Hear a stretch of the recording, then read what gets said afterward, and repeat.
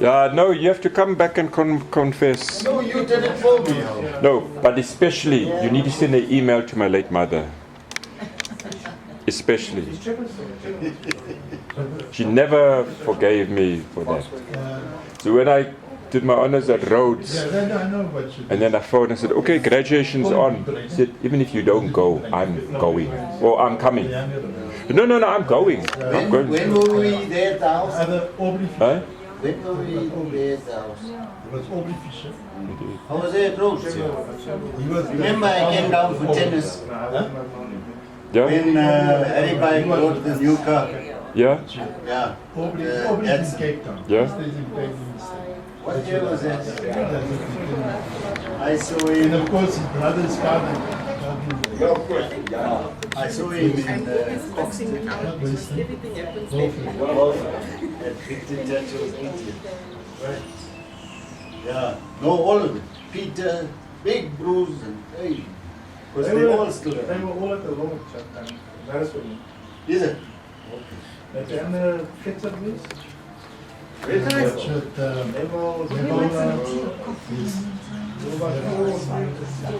yeah, Neville. There was Neville. What was the younger brother's name? Hello everybody. That's a baby. She was from the 80s. Okay. Great, Alice. Which 80s? Lots of 80s. She says, I'm not too sure which. Yeah, I said, hey, I was in 69.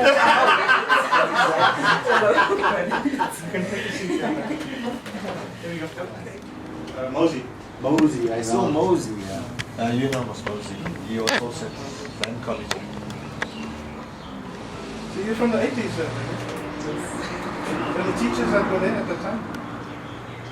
I think it was Mr. Giga. Yeah, Dennis come a long way. He came back again. Yes, he went to Australia. And then he went back to the school. Hello, Ash. I should do well. I should Les- still up in Twitter. What's that? Lawrence. Yeah. Lawrence, yeah. Lawrence was a Spaniard behind. Yeah, no, Lawrence was with me. Yeah. Oh, was Lawrence? Lawrence was my friend. He was a good teacher. I like From, it. from Train Latava. Yeah, but Lawrence played pocket billy. Oh, well. I wait. As long as his teaching was okay. He was appointed as a teacher just to play badminton with the sisters. Yeah, somebody That's why he was. said That's why he was said appointed that. as a teacher, because he was a learner there. He was a pupil when he there. got to the school. Well, I think his story says as much. Something like that. And what was the other Afrikaans teacher? Was Kraft, Kraft. Charlie Kraft. Hey, he was naughty. Not a Kraft, that was Yeah, there. what was? He was a matriculant. Yeah, Kraft, what was his name? Charles Kraft. Charles Kraft. Well, this is Klonke. Hey, he was naughty. But the teachers, other, We live. He says you come bouncing in here, you bounce on the floor. I'm taking this off. I'm just walking to class. What's wrong with you? Here we go. yeah, he was a good Afrikaans teacher. Yeah, no, he never took me for Timbo. Because he came after us. I think Klonky left and Timbo came. When I was here, 76. Oh, wow, how can you not recognize us? Are you in denial? What's the problem? Yeah, I should mention you guys. I think he's there at 63. Yeah, no, I heard and I gathered with Pat 64. You said Just you. excuse me for a second. Lorna Ferris. Do you guys remember the Ferrises? Quinton. Hello, everybody. That's Lorna. It's Lorna's husband there. You'll have to meet everybody yourself because I don't know everybody. Okay. Yes, ma'am. Yeah, Beryl. Oh, deep.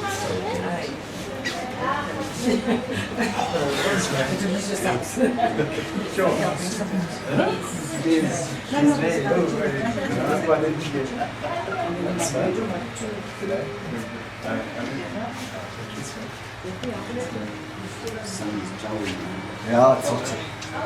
Seems to be what's in Pretoria. Yeah, it is. It's about two, 3 Always degrees. hotter than Joburg. 2-3 degrees. What's for you? What do you want? See, that's where that's why they call it the administrative capital, so things go wrong here because the planning starts here. You've always got strange stories to say. Oh, you come up with legal people, you have to dig them in the side. What, did one of the lawyers give you a hard time? Hey, well, one of the past pupils. I've got a previous conviction you don't have. What conviction? Where were you when they caught us doing, when we were singing PV, bought the slappy no? That's when they picked me up and put me in jail. Aye, you were overnight and they let you out. Why? All the spies were let out overnight. Yeah. No, I've got my conviction. No, there was no conviction. It was just overnight stay. No, Des went to court with me. Des ran because the cops were chasing them outside court. I've got mine. No, 80. Oh, 80, So how do they appoint judges with a record and legal people with a record? By the way, who says I'm a judge? I was a commissioner on that commission. You just call me judge. Hey, listen here, that's how the things work. The judges are just the spokesperson, man. They get all these young people with bright minds to write out the judgments. Aye. Well, nowadays, in the politics, anything goes. You know, one of the... Don't start it. I didn't start to say it anyway. Please, guys, we are here for a very pleasant time. One of our past pupils, you don't know him because you didn't study law at UWC, you ran away, Bernard. But you know this guy, I don't think he likes you. Bernard, No, it's all warning. I don't think he likes you. I gave you the history already. Bernard Martin from Durban. Everybody knew Bernard Martin. No, somebody told me about this. So He's been appointed to apparently acting was judge. in Ikopo. And I Martin? googled him. Yeah, I googled him. Do you know him? And You know him, Terence? Yeah. Yeah, he's just been appointed. Oh, I told you, he's just been appointed as the acting judge now. Bob Martin. no, because my swat said, do I know this old Bernard Martin? So I said, no, Bernard Martin. I know the other guy that was a prosecutor in darkish guy, a prosecutor in B. And so he says, no man, this all says he's from my Ikopo. I said, no worries. I know all Ikopo people. Umagan Jan, when you were there, but I know the faces and so. He says, no, this guy said, so I'm thinking in time we left Ikopo. He was there afterwards. He came after us. Or he studied after us. He was with Doof. He was there with He Doof. only came in high school. Yeah. Yeah, but he left with you. Just before me. So he left 73, we left 72. What, I can't 72? remember Did you so fail? well. Huh? Did you fail? Why? I left in 71. 74. So did Why do you you? think I failed? Was I in your class? I told the people the history. You finished 71, I finished 70. Were you not in my class? How could I be? No, because I thought you failed 1 year. I told him he went to do electrical engineering. That was his first trade. You're digging my Then he files. decided, no man, hey, my brains are good enough, I'll go to university. So he joins us in 1979 as hey, how old were you then? Over 30 or so. And that's what I remember. But he just seemed too old to be in my class again. And no, so we left 72 and I came back 75. So now you know. But you were only there for 2 years, since 9 and since 10. Or from since 7 at Little Flower. 7. From since 7. From Oh, okay. 67 to 72 and then 75 to 78. What happened in between? You got homesick. Wait. No, I shower. They were just sort of Oh. Too hot. just like Patrick, and then we knew them in a flash and they were gone. Patrick finished in 64. 64. So it was my first year. But I remember you guys on the train those days, looking after us and taking care of us. They were good. Then you and Smail and all those guys were good to see that we all get onto the train, be safe and dinner, you know. We used to take the train from Maritzburg to Joburg. That was our. That was the best part of going to school. Well, we heard the stories. And you had to put chaperones on the train. Bugs, you all also went, Yeah. see? That was a lekker train. It was only school show.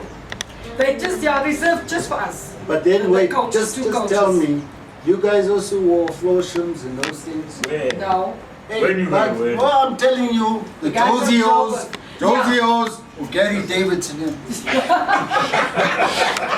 I'm thinking, what kind of? And then, Don't you listen up. and they're a group. That's right. And then they're a group of guys, because obviously here and there the guys want to speak some Afrikaans. And but I just, and all they wore were the best clothes. And make sure, and I don't know in y'all's time, but your cherry must know what socks you're wearing from the other side. So you're wearing yellow or white or red, so she check you out and you say, right, shop. Because that's all you could do is say, you know, unless you're going to LM, you know. Yeah. Like a guy could be so very bad. And then you send your clothes to be washed and they get sprayed with the special spray. And your letters get sprayed. Just you special spray. Yeah. Yes, keep on. Wow. Yeah. The old days. Oh, those were good. What happened to Dan Dunn? He died. Passed away. He was here. Last I heard he was the leader of the clan. Last year. Dan was running some travel agency. Yeah, the tourism. Weren't you all together? Then Mistresses. Yes, That yes. award came. That's the last They were time. together. I didn't see him there. I saw a lot of guys there. Oh, he was there. He was In the photos, his name was is there. there. No, Yeah. he And was it was there. lot of With big depths people and Now, where did you see photos? Hi. Oh, things got Chicks has got all the photos. I've got them Even too. though who's this doctor in Pretoria? 18. No, no, Trevor. 58. Trevor, yeah. Trevor's got everything. Yeah, no, Chicks also. Yeah. But you guys are too old to be on Facebook. You see, that's why.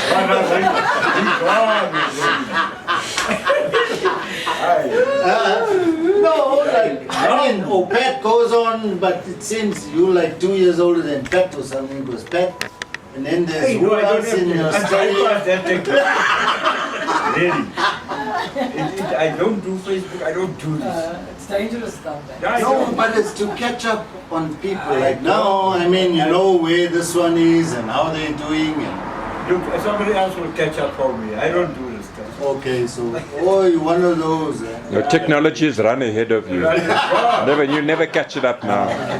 rather It's than too far. You guys mind, you don't mind waiting at all? We said after 10, but just 11 in o'clock. case some people Yeah. comes, is it okay with you? brain out. Let me start. Yeah. ICOPO thing. That people feel holy about the ICOPO connection, eh? It's just, it's many other schools, you don't hear people talk about their schools. But the minute you hear someone was from ICOPO, you brighten up. What are we there? What are you doing? You know, it's just something special about Well, it. there was a bad thing on the webs About us? on the group. Oh, So it was a name and shame. Hey, it got ugly. Because people are saying, yeah, we make a copo as if it was this. They had it terrible. but who are those people? Who are they? From my copo Those also. are the bad times. Mostly the girls. Why Mostly they the have girls. Why I they don't have No, they said they were tortured by the nuns. They're talking No, I'm nonsense. telling you, so it got ugly. Yeah. And then the people said, listen, yeah, this is just where we, you know, talk about. And obviously, some had bad, some had good. And but this is not the way to sort of bring. I'm telling you, it was ugly, ugly. I don't think there was any opportunity or any chance that the nuns treated. They were strict with us, yes, they were That's just strict. not. The nun came and she hit that's us how- with a wet face Well, cloth that's how out of we the saw bathroom. it. So what? And, You know what I mean? We didn't yeah. die. I mean, if we But didn't to like say that it, you go were home, ill-treated or abused in any way, I don't know. No, there was a group and they came on and and I thought, that's why I thought, no, let me just stay out of it. They made their own life easy. For me, Yeah. for me, whacked us once. I never forgot that I So what did you die? For me, Nothing. You remember this one? yeah. Between the cups. His finger was stuck. Yeah. I want 5 I want 5 boys. And 4 purposely go. Yeah, the story goes, he plucked somebody and his finger got stuck in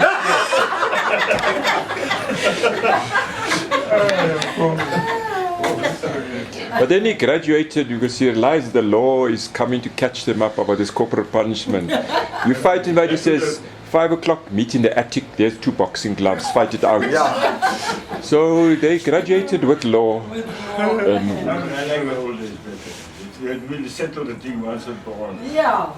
To the gloves go off. Die being hit with a wet face. I taught for 3 years in Port Elizabeth. And I said to the youngsters, I got hit, I hit also. Ek sê, gaan haal jou ma, jou pa, jou oppa, jou oma en bring hulle hier, ek hoor hulle op. No, because I mean, and that's why I said, let me just get out of this. Because I'm going to end up in jail. The kids are not what they used to be. No. And my wife came from PE, she went to school, she was teaching here at Sapir van Reineveld in Kempton Park. And they're the big size. And you know, they just rude. And anybody that's rude with her, she just wants to. And I said, yeah, maybe you must just get out. So she left teaching, went to Nedbank. And then I got a diplomatic post in Algeria. And she came back and went, now she's primary school. I think it's even worse. Yeah. Okay, hey man. Hey, oh. That's not like it used to be.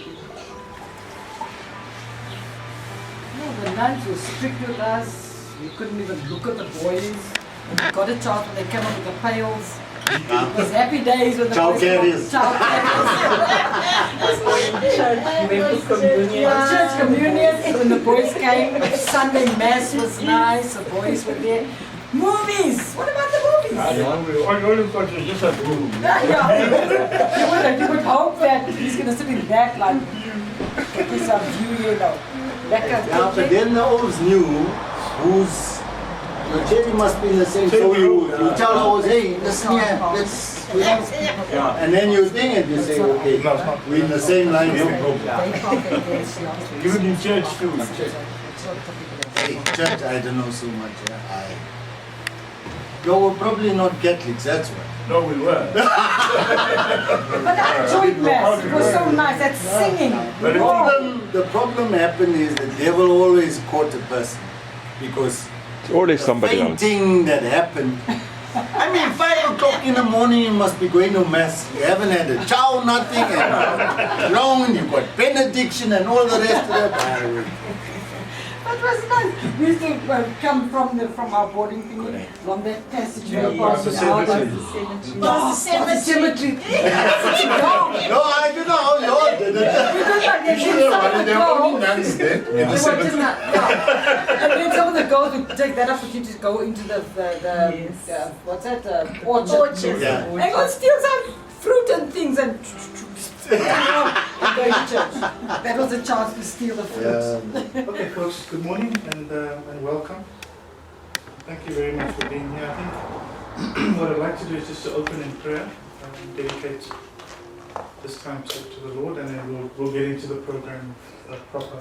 So we're following a program that Winston has sort of matured from Cape Town to KwaZulu-Natal to here. This is the first Gauteng launch. Okay, so if you just stand and join me in prayer.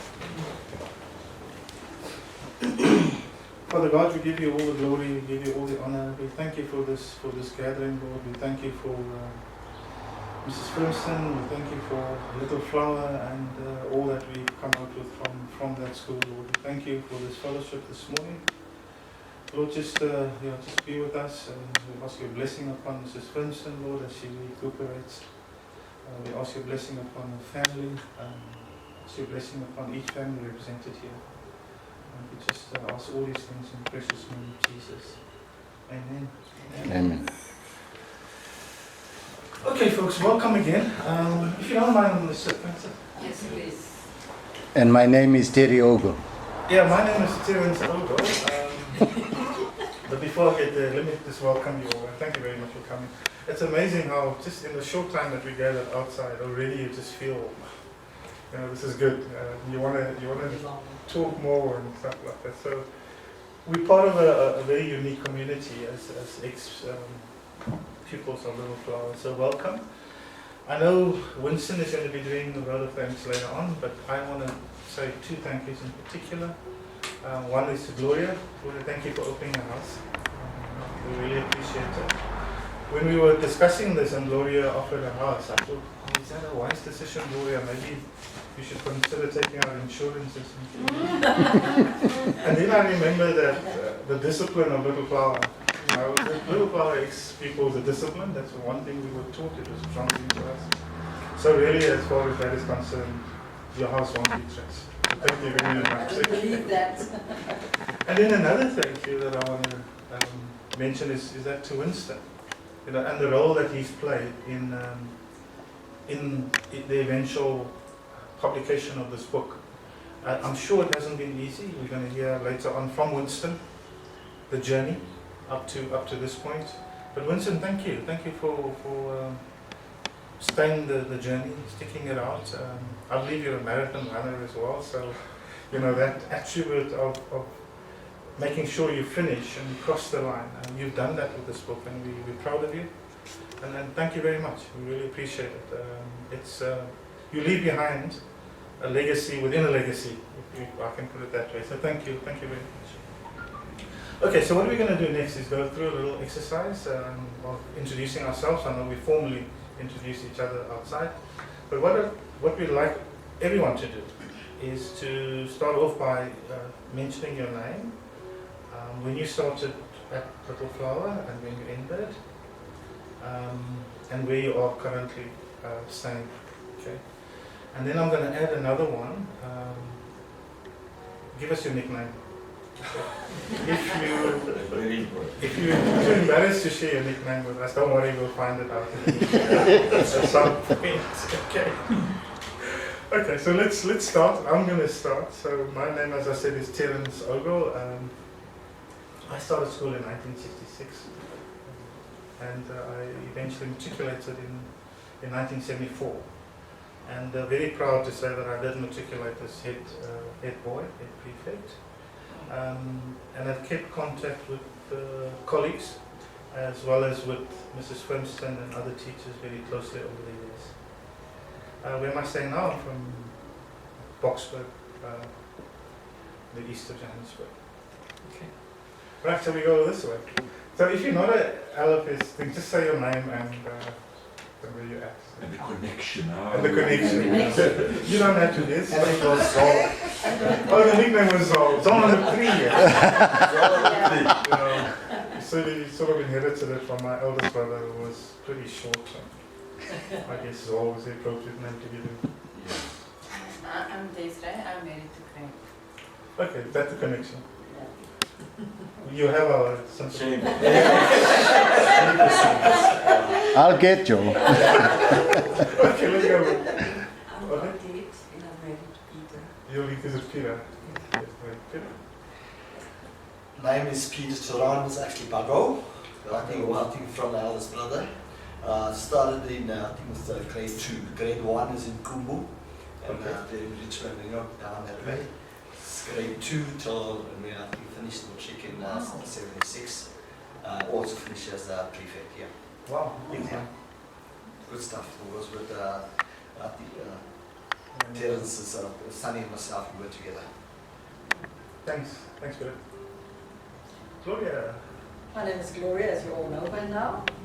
I went to Cope in 1964. I'm not that old though. 69.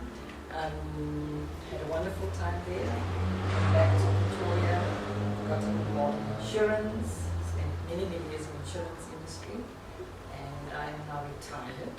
Wow. And I think I deserve that. And at home, I do my part-time thing. I do a bit of jewelry, selling jewelry and stuff like that, but that's just my little sideline. And yes, I have one son and 2 grandsons. Great. Yeah, thanks, Gloria. And I have a nickname. No nickname. She used to call me Spags though, she was the only one. Spags. She was stunning. Spaghetti. The Spags. But it didn't stick. It was just our secret. And we've been friends ever since. 1965. Yeah. Wow, that's a long friendship. Excellent. Thanks, Michael. Not Michael, Patrick. Patrick. There is a Michael Mulligan. Yeah, my brother, my Younger brother. Okay. Sorry, Patrick. I'm Patrick Mulligan. I attended Little Flower in 1960 to 1964. My nickname, being Mulligan, they used to call me Malgans. I was the first chess champion at Little Flower School. Wow. Okay. In 1961. Dennis Bigger was in charge of the chess section. Chess was introduced to Little Flower School by a guy from Coronation called Keith Carls. He used to play chess, and you know, Easter time we never used to go home. And our parents used to send us parcels, you know, food parcels. Yes, and all this. remember those. And his father sent him a chess set. I didn't know chess at all at that stage. And of course we were playing every day, we were playing chess. And we came home in June and we decided to form a chess club at the school. We bought chess sets in Joburg and we took it down, you know, for the chess club. Keith Carls, nobody at school could beat him. Nobody, not a single person could beat him. I must have played over 100 to 1,000 games with him and never beat him at all. And there were quite a few guys, Charlie Kane, Ruben Oakes, myself, Darryl Winkler, we all used to play chess. And you know, Mr. Firmstoneder, he was a very, he could tell you, no, that is, nobody, he's not going to win that tournament. He told us straight, Keith Carls won't win that tournament. We said to him, no man, you know, what are you smoking? The first round, I played Darryl Winkler, I beat him. The next round, I met Ruben Oakes, I beat him. Charlie Kane, I beat him. I was left of the five of us, I was the only one, and I met Keith in the final. Now you must know, I've never ever beaten Keith at chess. Right. And that was the first time that I beat him in the final. Wow. Okay. Okay. And that's how I became the first chess champion at Little. After that, you know, Keith and I were on the same path. I remember in years to come when we were playing, we had leagues. My younger brother managed to reach a final, I think 2 years later, and he was only in that time, I think standard 3 or thereabouts. And he beat Keith in the final. This is Michael? Yes, Michael. And I was watching the game, and I thought to myself, gee whiz, Mike, if I was in your shoes, you would have been the champion. But it wasn't to be. I don't know whether after I left school, whether he ever, you know, resumed chess or whatever the case may be. No, you carried on playing soccer after. Oh, yeah, no, I know. He was an excellent soccer player. Yeah, no, I know he was a good soccer player. I also played tennis for the school. And that was about it. So my main things were tennis and chess at school. I matriculated in 1964.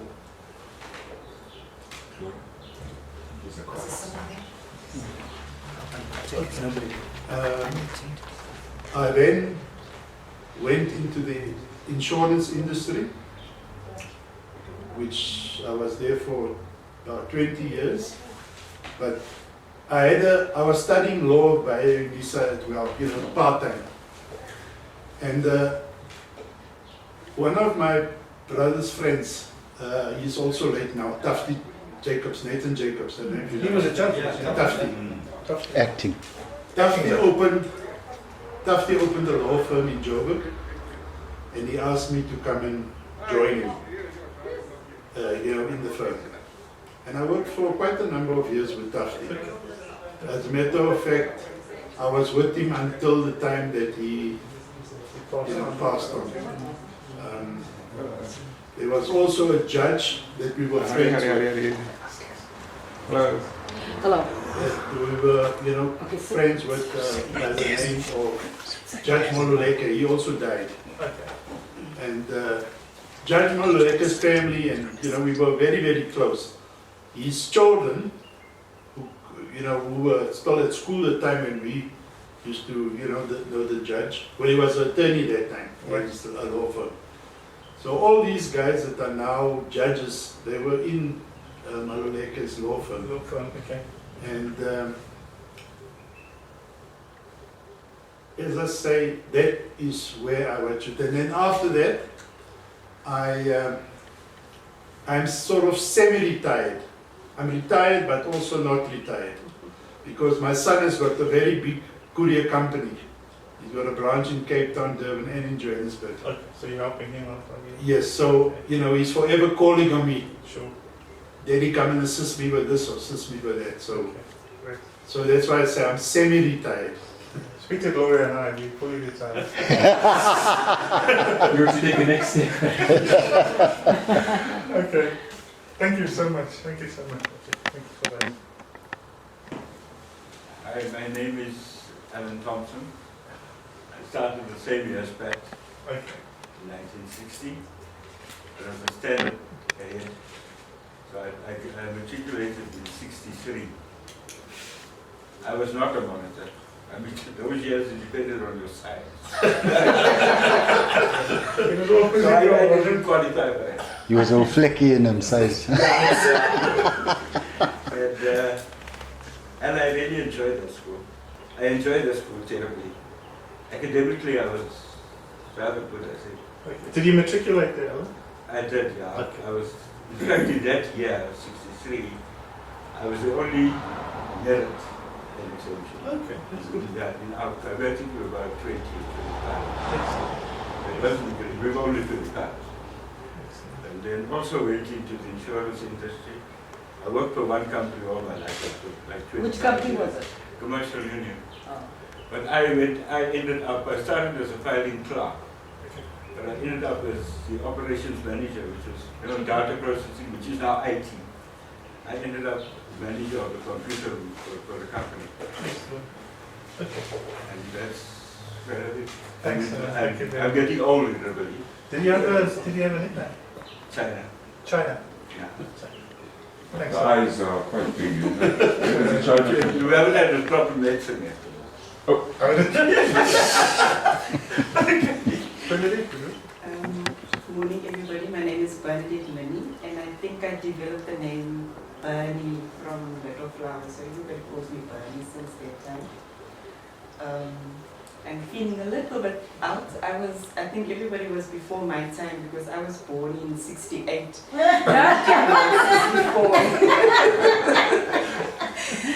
So I'm originally from Durban, and I went to Little Flower in Standard 2. I think at the time, I'm not sure if you're familiar with Durban, but Newlands East was built, and my mother was a single parent. She got a house in Newlands East, but there were no schools at the time and the roads were not developed. So she decided to send me to Little Flower, and that's how I ended up there in Standard 2. But for my first year, I lived on one of the farms there. I don't know if you know the first family. And then we traveled by bus. Mr. Dickens, Annie Dickens' father had a bus there. So we traveled with that bus to school every day. And then the year after that, Standard 3, I went into the hostel. And I think at the time, Mr. Tui and Sister Margaret were principal. So it was in that period, and Sister Conrado was, Conradi was our hostel. And eventually Sister Joanne took over. She was from America. She was Sister Joanne. Yeah, so I was there for 8 years and I left in the middle of Standard 9 to go back to Durban. And nickname? today? Burn. Burn. Oh, I it's a shortened Bernie. my name to Bernie. Excellent, thank you very much. Yeah. And I think Nolene Ogle, I was in the same group as Nolene Ogle. I don't know if you know Oh, there's Nolene Ogle. hundreds, thousands of ogles in South Africa. So you never You're as know. bad as the Duns, are you? A clan. Thanks, Bernadette, thanks very much. Hi, my name is Lorna Adams. I started at Kopo in standard 3 and finished off in 69. matric in 69. I was the badminton captain for 5 years from standard 6 to matric. We used to fight for it. And our best friend Veronica, we were best friends like this. We had to fight it out for captain and vice captain. Wow. For 5 years running, it was like hell, eh? To fight, to play against your friend, your best friend. But anyway, that was where I did, and then I represented Natal also in badminton, but not for the school, via some other, NL Sultan Technical College. From Ikopo, I went into education. I stayed there for 37 years. I am now retired, and I retired as high school principal. Oh, okay. Thank you very much, Lorna. I'm Ismail. I am Lorna's partner, husband, and I was born in 1968 as well. And clearly, as you've noticed, I've got no connection with Ikopo at all, except having married somebody from Ikopo.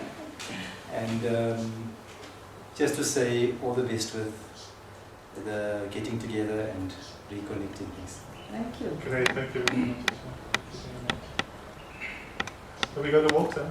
I'm Walter. I'm here because of Gloria. I'm not from Ikopo, but I wanted to know why people from Little Flower never refer to it as Little Flower. They always say Ikopo. Interesting, yeah. Interesting. It's true, eh? No. We always say Kopo. Yeah. And I also knew George Maruleke. When I was articled, he came there and he said he's got an honors degree in English. He doesn't know what to do. I spoke to Henry Dorowitz, who articled him, and he went on to qualify and he became a judge. Interesting, thanks, Walter. Small world. I think as far as the name is concerned as well, there's two, so As you move on, yes, one more I'm person. getting Oh, to you're getting it. there. That's okay. We're just going to keep him a little longer. For his sins. There is another Little Flower in KwaZulu-Natal. Yes, in Shaw. Yes. But I don't think that's the reason. No. Wasn't I it don't a know white what the answer school? is. No. No, it was a private school in I- Shaw.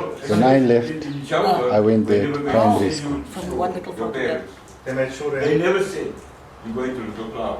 we went to You were going to You're going to Ikopo. Ikopo. Yeah. You weren't going to Little Flower. Les, oh yeah, you're welcome. I'm fine, thanks. Thanks for joining us, really thanks. So what we're doing, Les, is we're just going around introducing each other. Okay. The year we started school, the year we ended, nickname, and we currently use that. Sort of. Okay, my name is Les Africa. Firstly, apologies for being late. I think I can say that I'm living up to one of my nicknames at school. They call me by my initials, or they nickname me by my initials, which is LA for Les Africa, and that stands for late again.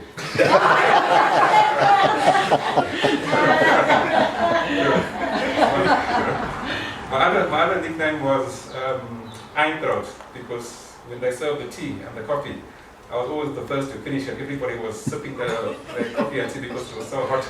And so I just downed my tea and coffee and finished quickly, so they called me Eindrood. I was there from 1974 to 1977.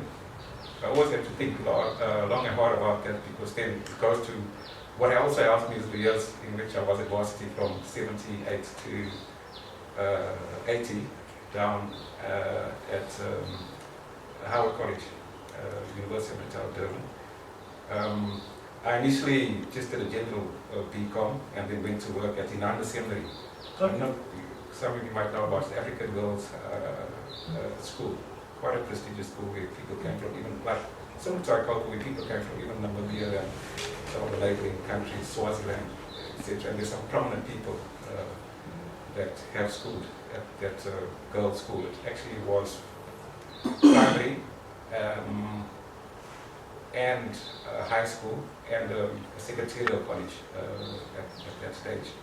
And then I was invited to do articles by the head of the governing body who were doing pro bono accounting work, doing the school's books, and served articles, studied further, qualified as an accountant. Now I'm semi-retired, so when people ask me what do, I tell them I'm an accountant, or I tell them now I was an accountant, but I'm okay now. What, you scared of KPMG scandal? Les, you must have been, what did you say, what year did you start there?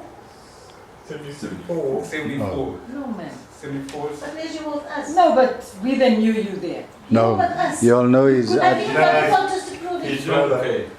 Yeah, so when I came to school, Terence was doing his last year. I was in the Terence check, finished and I was with Les's brother, Rosie and Jen, my sister was there as well. Jenny. Jenny African. So where do we And know you Rosie from? African. Hello? I don't know. No, but Les, I remember Les from school, man. Les, you're mistaken with your Terence, when years. did you finish? He finished a year 74, yeah. ahead of me. Yeah, so I was there from 74 to 77. Is Yeah. this another Les? Yeah. No, this is Les Africa. No, there is another Les African. There is another Les Africa. Your uncle, cousin. My uncle. But he's a relative. He was a principal out at... Yes. Yeah, because that Les Africa was with us at Yes, okay. Oh. We had a brother Georgie and a sister Pam. Yes. Oh, George Africa. They were Yes, so it's a wrong Les Yes. Africa. It's not ours. There you George go. Africa. No, he's IT. He's in Australia. Yeah, but he's George. not Les. Yeah. Yeah. Now this Les Africa, his father was the inspector in Durban, in Barnesville. Okay. Yes. Okay. But Georgie, Leslie, he's I think my relative. I know he's my cousin or he's my uncle. I think he's my older cousin. Ah. Yeah, Yeah. because you look like him. It is, yeah. So it's now sort of the identity issue. Yeah. Somebody's got a big crisis. Hey, Sure, and I'm going to give Greg a chance. Can you give him a comment? oh no. You want it? Yeah, my son-in-law is, I don't know if you remember Robin George. He's, Yeah, he's my son-in-law, the doctor.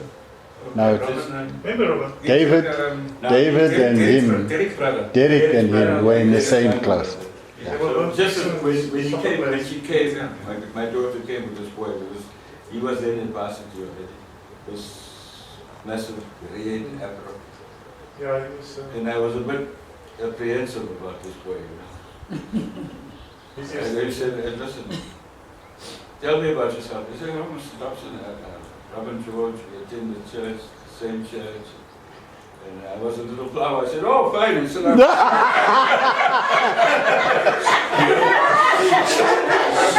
No further introduction.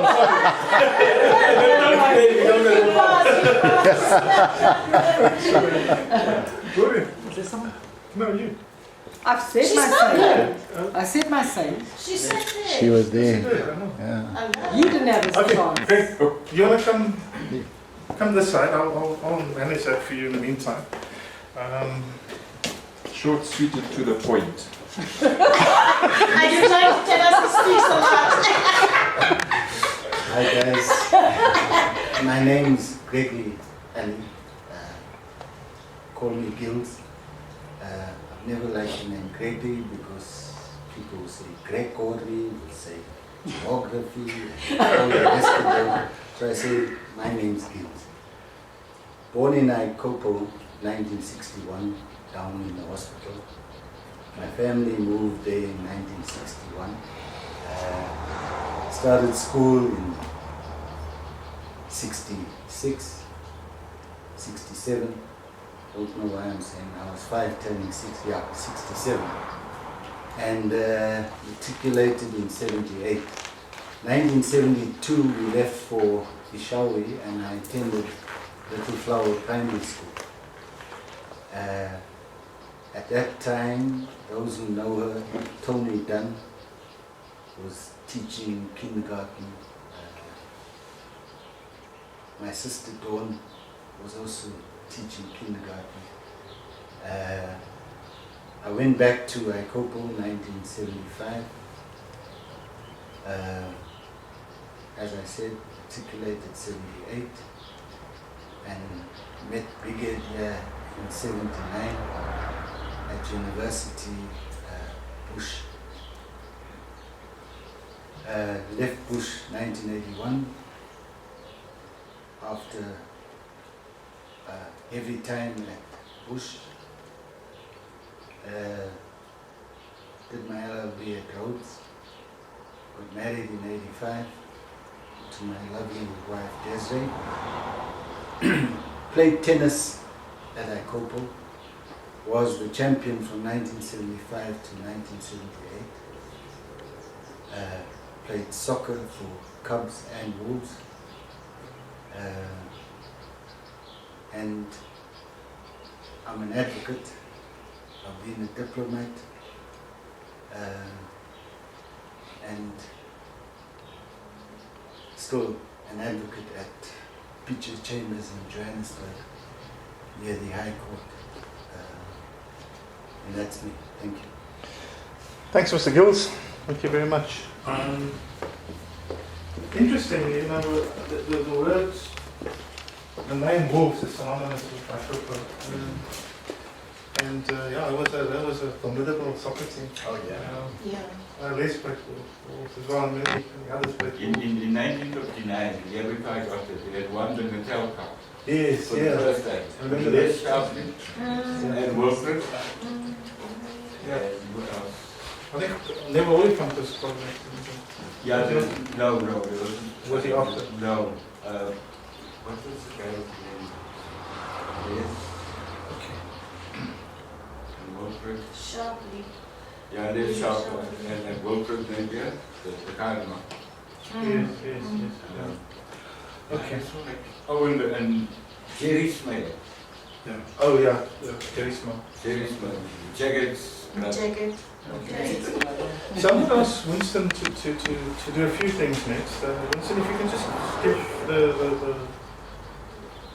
team, the group, some feedback on Mrs. Firmston.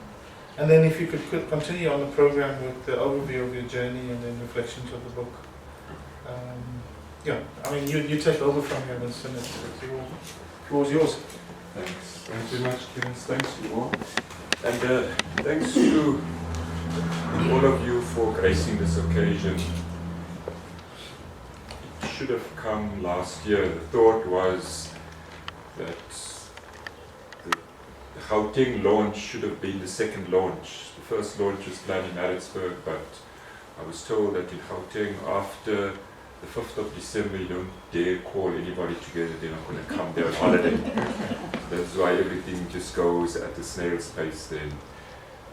When I chatted with Gloria and Terence, I think we had decided that we should still have a launch here because there are so many past pupils located here. So it doesn't matter that people have seen the book again.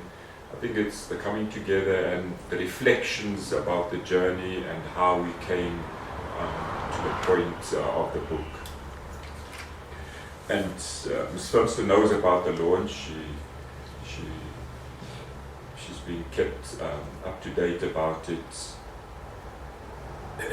So I think what I'm going to do now is to give you some reflections on how and where the book started and how we came to this particular point of actually publishing the book. So I'm going to use my notes because once you reach 45, you know, the memory doesn't stick too often.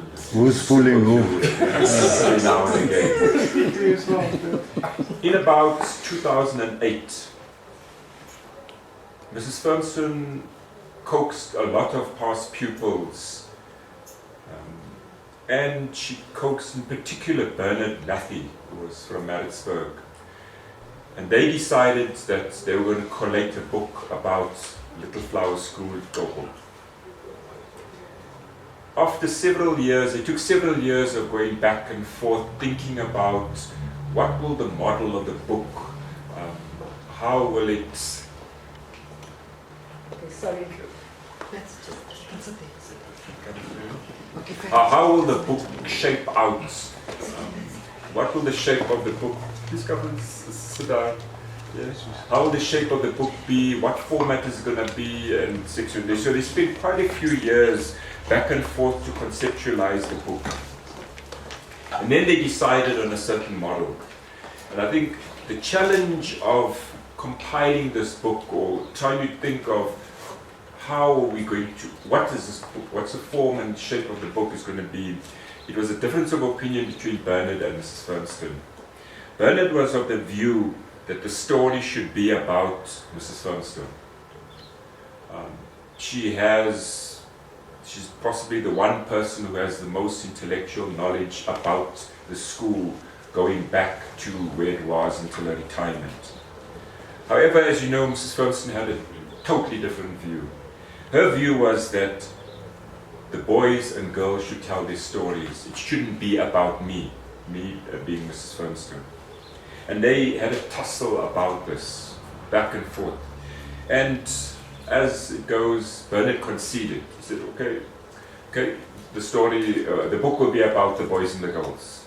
But remember, with all due respect, when you talk about Mrs. Fernston, it's about the boys. You know, the girls were second, right? But she sent out the message to all. However, once the story started coming in, Bernard realized that in any event, the book was about Mrs. Fernston, because all the boys and girls who wrote stories wrote about Mrs. Fernston in particular, and Mr. Firmstone, and everybody else. So he had settled the case, and it was case closed, judge, that the book is about Mrs. Firmstone, but it's about the boys and the girls, and Mrs. Firmstone was quite happy with that. Then she asked past pupils to write up their stories, and remember at that time there was, Facebook and the other social media. I mean, they were way ahead of Mrs. Firmstone. She used to phone people. She'd phone people in Canada and Australia and New Zealand and wherever, and make contact with them telephonically. People would visit her and she said, please write me your stories. And you won't believe, Mrs. Firmstone used to phone people a lot overseas. Like she'd pick up the phone now if you're there, and she'd phone somebody in any part of the world and said, please write me your stories. Over the next 2 years, and at that time Mrs. Firmstone had a laptop and she had an email address. Some past pupils sent their stories via email.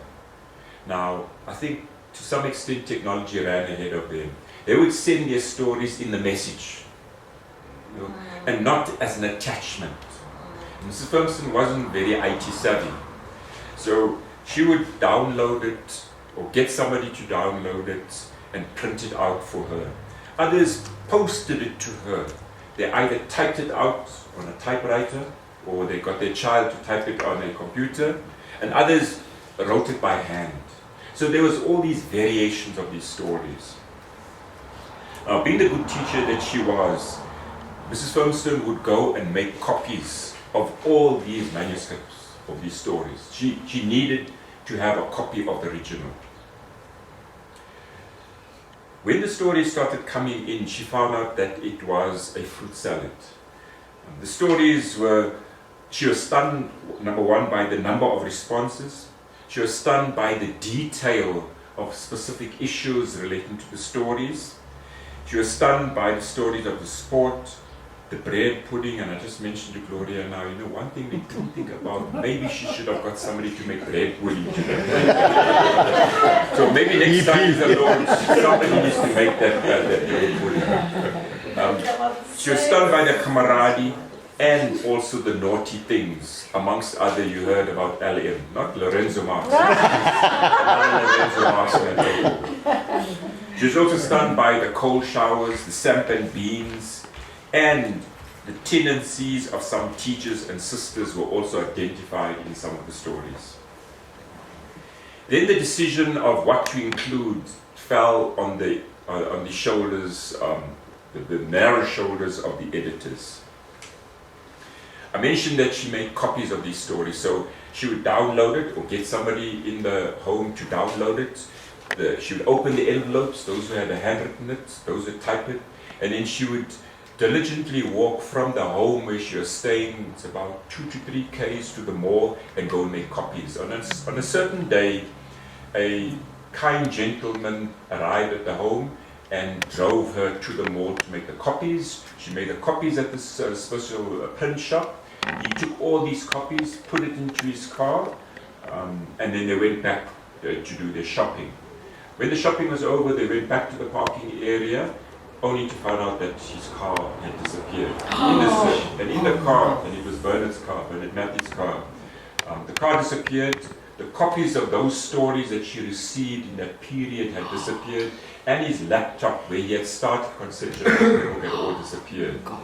And believe it or not, Bernard then was working for the Natal Witness, who was a local newspaper in Pietermaritzburg, and he put an article in there pleading with the person who kindly took his car to please not return the car, but return the laptop and the manuscripts. Unfortunately, being South Africa, neither of those things were returned. And that is where the difficulty came in, that the stories of some of the pupils were lost. And I know some people were angry about it, when they found out that their name is not there in that list that I sent about, they were angry about it. But I'll tell you what we did. We tried to retrieve some of these stories, and I put an article in, on the Facebook group and say, some of the articles, some of the stories were missing. If your name is not on this list, please resend it. Okay? However, those who wrote it by hand couldn't resend it because they couldn't remember what they wrote. Remember, by then, many of them were in their 60s as well. Soon thereafter, Bernard and Mrs. Firmstone fell ill. Bernard contracted cancer, and he was battling with that. He had left off work to that. And Mrs. Firmstone fell ill, and this is round about 2005, when both of them decided they're going to put the book on ice. That they couldn't continue. They didn't have the physical energy to continue with the book. In those years, I would religiously visit Maritzburg about once a year, and that was around about May, June, to run the Comrades Marathon. And whether I finished it or not, I would religiously go and visit Mrs. Firmstone. And in 2017, I visited her because I finished the Comrades in Maritzburg. And I asked Mrs. Firmstone, how's the book going? When can we pay in? And she said in her tired voice that the book is on ice. And she pleaded with me to please try and come to their rescue. And I told Mrs. Firmstone there and then, Mrs. Firmstone, the most that I've written in that volume was my master's thesis. I've never written a book. He says, Winston, I taught you English.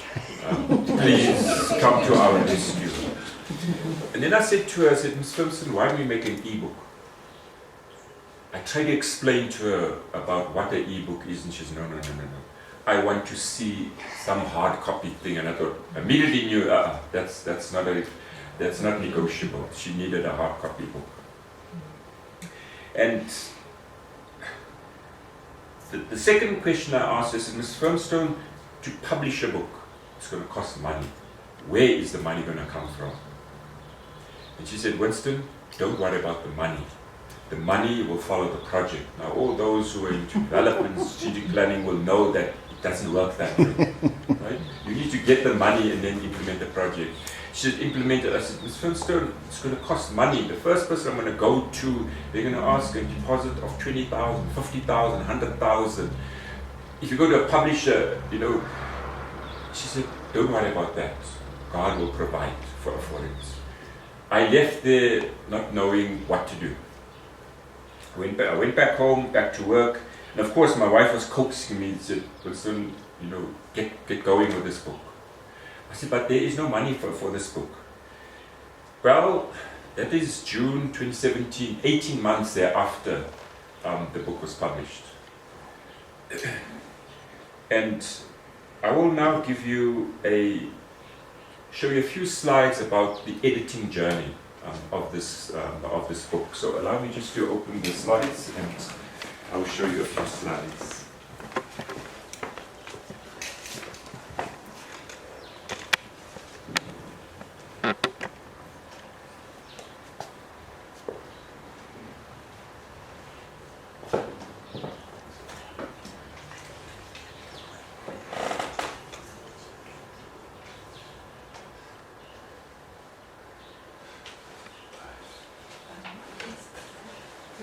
No, I'll try and catch up with technology every time. Okay. The first thing when I got back to work, I was talking to students and master's students and to people, and I say, I've got this concept, I've got this idea, how do I go about? I was then introduced to a person who was a master's student in English at UWC, University of Western Cape, then where I'm currently working. And this person was a student assistant in my office, and he said, talk to Llewellyn. Llewellyn is busy with the book and he's busy with other publications. He will strongly recommend him. I called Llewellyn. Llewellyn came, we had a chat. He showed me what he had produced. At that time he had a second draft of a book that he was publishing about the Cornerstone Institute. He showed me the first draft, and he had also, as part of his as part of his honours thesis, he wrote a book. It's about 50 pages about his mother. His mother was suffering from dementia and Alzheimer's. And he wrote a book about, and he was looking after her, and he wrote a book about this journey that he had with his mother during this period of Alzheimer's. And I was convinced there and then that possibly this is the right person to engage, to assist with this book. I then wrote up a proposal, because remember the idea is we needed to get money as well. So I wrote up this proposal. His fee was to be 50,000 Rand. That's what he said he's going to charge for the editing work and the publishing work with regard to the book. I then compiled this proposal, and some of you, if you go back on the Facebook group, would have seen it, where I said, we've got a service provider, we've got a timeline. I also made a special effort to get these lost submissions, and I put out what the initial cost was going to be for this book. When we started with Llewellyn, I then sent out this briefing one. It's just to try and start the momentum amongst many of the pupils who had actually submitted articles. Because people were phoning Mrs. Firmstone, and I can tell you, for those who haven't been to visit her at the home, that phone rings every now and again. If you add up all her calls, it's possibly far exceeds the number of calls that the home gets. And all the other residents in the home. Ms. Firmstone is like the matron there. She's almost like the CEO there. You can go there any time of the day. At least there's one person there visiting. And I think the staff, realize that there's something special about this woman. So I wrote this proposal to start the momentum going, because many of the pupils who had submitted stories, they were becoming despondent that this book, 10 years later, nothing has been coming of it. So I put up this briefing and I said, well, I'm going to keep you informed.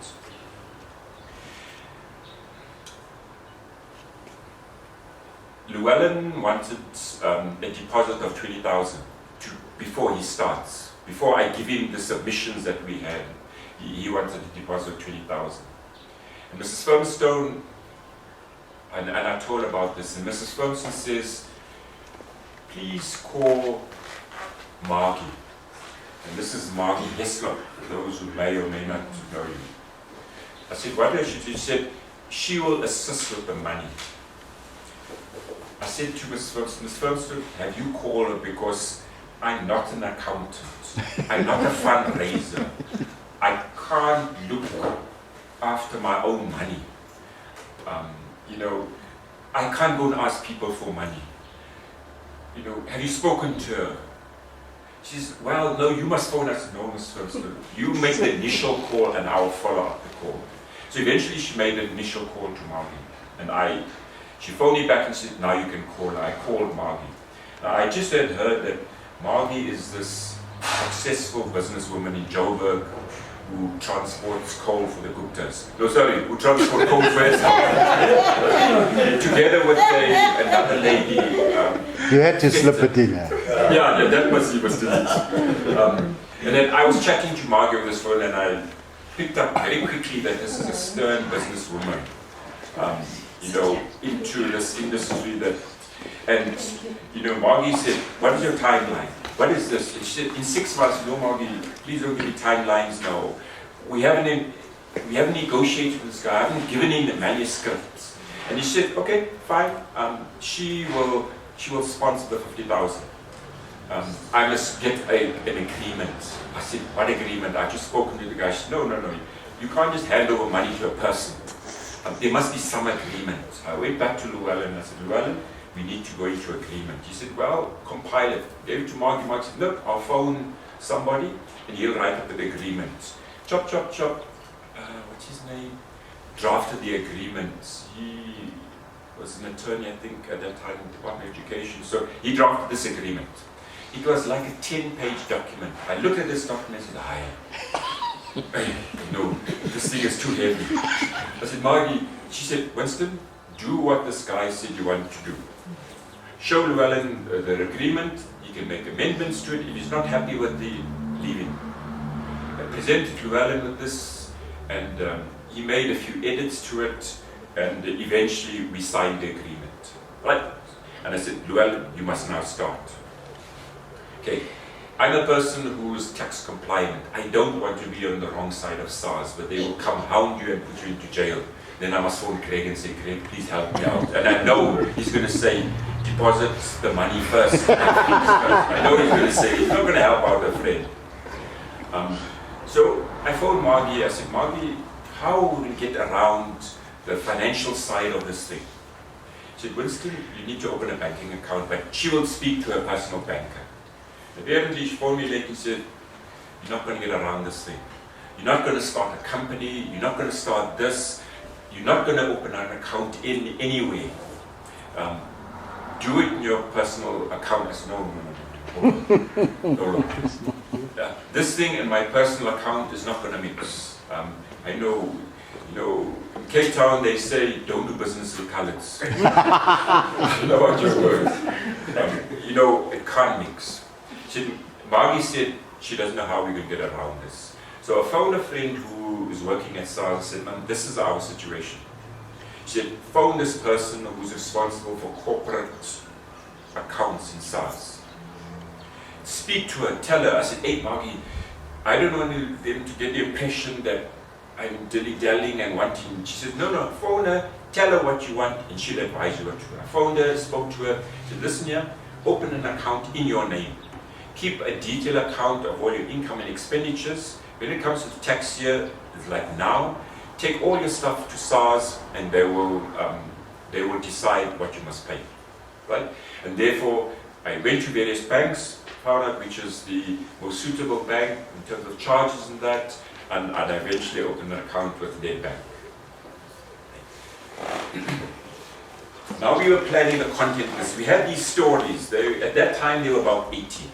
And we had to decide now, how are we going to set out these stories? And you see, this is the planning list that we went through. We typed up all the names of the persons who submitted articles. Llewellyn put it in a file. We just loaded it up in a file. And we decided how we're going to set it out. And this is my response to Llewellyn in chat with Bernard all the time. That was our first planning content list. Then we had to decide on the layout. Llewellyn typed it up, and we had to give him feedback about the layout. We came closer to, you know, a format of the layout. It came up to there. Then we had draft 1. Right? Now, this book ran, by then it ran into, it was then before all the articles came into, it was about 390 pages. Right? And we had to edit what Llewellyn had set out.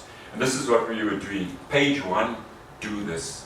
Page 2, do this. And we're going through it page by, this is one of the many pages that we were giving our edits to the first draft of the book. Right? This is the edits to the 4th draft. Now you can see there's less handwriting and more work. So we would type it up and we tell Llewellyn, this is the edits that you must bring to the book. And after I typed it out, and I thought, oh shucks, there's something else, and I could just write it quickly in hand. Then we put it out into chapters. Then we had to start looking for quotations. Now that was my next anxiety. Remember, the 50,000 was for Llewellyn's fee, the editing and publishing fee, now the printing. So we went out on printing quotes, and the quote we got was plus or minus 60, 70,000. And I phoned Mrs. Firmstone. These are the quotes you're going to get. Where are we going to get the money? The printer wants 50% deposit for the book. He said, Winston, phone Mr. Coco, what's his name? 45. I get his name. Nero. What? Nero. The one who's in the construction, makes road develops roads. I'll come to his name now. He said, phone him. I said, Miss Ferguson, have you phoned him? No, I haven't phoned him. So Miss Ferguson, please phone him first, I'll phone him afterwards. Miss Ferguson phoned me back, said, okay, she's phoned him. I phoned him, and he says, well, send me a proposal about what I wanted. So I sent him the proposal, and he donated 30,000 towards the printing costs. Okay, so that is sort of the part of the journey in compiling the book. The editing journey. Bernard and I decided, and we were constantly in liaison with Eileen. Bernard and I decided that we should give the main editorship to the lady herself. And you'll see that the main editorship we gave to Mrs. to Mrs. Firmstone. Now, those who are involved in academic work in universities will know that it's a cruel game in higher education and in publishing and thesis writing and articles. And that whoever's name is first is the first editor. And it's a cruel game of whose name is first, because it's got implications, towards subsidies and fame and claim and fortune. Bernard and I were we couldn't have cared whether our name was there or not. Right? And we decided, we put Mrs. Firmston's name. Mrs. Firmston was against it. She said, no, what about you? And she forced us and said, your names need to be there. And that's when we decided, okay, we'll put Mrs. Ferguson as the main editor, and all the other people we'll put as virtually as the co-editors. In my discussion with Llewellyn, he advised us. Mrs. Ferguson's mandate to me was, nothing is to be changed. We must publish it just as it is. Just as they sent it, we must publish as it is. Hi. When I started going through reading the stories for the first time, when Bernard started going through the stories, I realized that some of the past pupils didn't have Mrs. Ferguson as the English teacher. They must have had an Afrikaans teacher. And then they were trying to write some stories. I said, Mrs. Ferguson, there is no way that you can publish a book with all these grammatical, spelling, and stylistic errors. You can't publish a book like that. No publisher is going to even want to read it. We have to edit the stories and to bring it up to your standard of what is so-called good English. I put it across to Llewellyn. I said, this is Mrs. Ferguson's mandate, but there's no ways that I can put my name to this. And Llewellyn came up with this thing. He says, well, what we're going to do is we're going to keep the voice of each story and do light editing. And I thought, Llewellyn, you've hit the nail on the head. In the evening, I was on the phone. I said, Miss Ferguson, we're going to keep the voice of each story and do light editing. And she said, fine. Now, I don't think she realized too much of what it meant. It really meant we're going to correct all the stories. But I wasn't using her words. By that time, past people said, those who submitted stories had lost hope that ever there will be a book. I think to finish this part of the presentation, I think on behalf of all the editors, the editor and the co-editor, we want to express our appreciation to everybody who made a contribution. Those who wrote the stories, those who were supportive of the writing journey, those who gave input about the perspective, who gave critical input about the book as well. I must say that some of the feedback and the input of some of the past pupils stung, as Greg would say. There were things written about the school and the nuns, the school community, that were not kind. When we started going through these stories, we made a decision as the editors that anything that was written that didn't reflect the ethos of the school, we were going to edit out. And in some of the stories, and it was a handful of stories, I must say, we edited out some of the stories where some of the pupils were scathing about, I think mostly it was scathing about some teachers, and in particular the nuns. And we thought, well, maybe it's a generic, sweep that you're taking across. And we removed that text in the stories. So, and I think when Bernard said now, what legal mandate are we going to have to do that? And I mentioned to Bernard, I said, Bernard, we're just going to say an editor has got the prerogative to edit in or edit out. If you didn't like it, then you must remove your story. Okay? And that is what we did. And we told Mrs. Firmstone, but we didn't want to mention names, about some of the things that were said about the nuns in particular, and she agreed that we edit this thing out. But I must say, the story of the school, the teachers, and the support staff and the pupils is interwoven. For all of us who spent some time there, you will realize that it was an experience. And actually it was more than an experience, it was a journey in life. And I must say from the editor's side that whether the story and the experience was happy or not so happy, they are recalled vividly in the various stories. However, at the crux, if you try and think of what is the center around which this wheel spins, it must be Mrs. Firmstone. And she has so much institutional memory about the school. We are glad that the stories have been captured at last. And we dedicate the book to Mrs. Firmstone, we dedicate it to Mr. Firmstone, to all the staff who were there at the school, and to all the pupils who wrote stories, and those who didn't write any stories. And unfortunately, Judge Greg Alley did not write his story. I don't know why.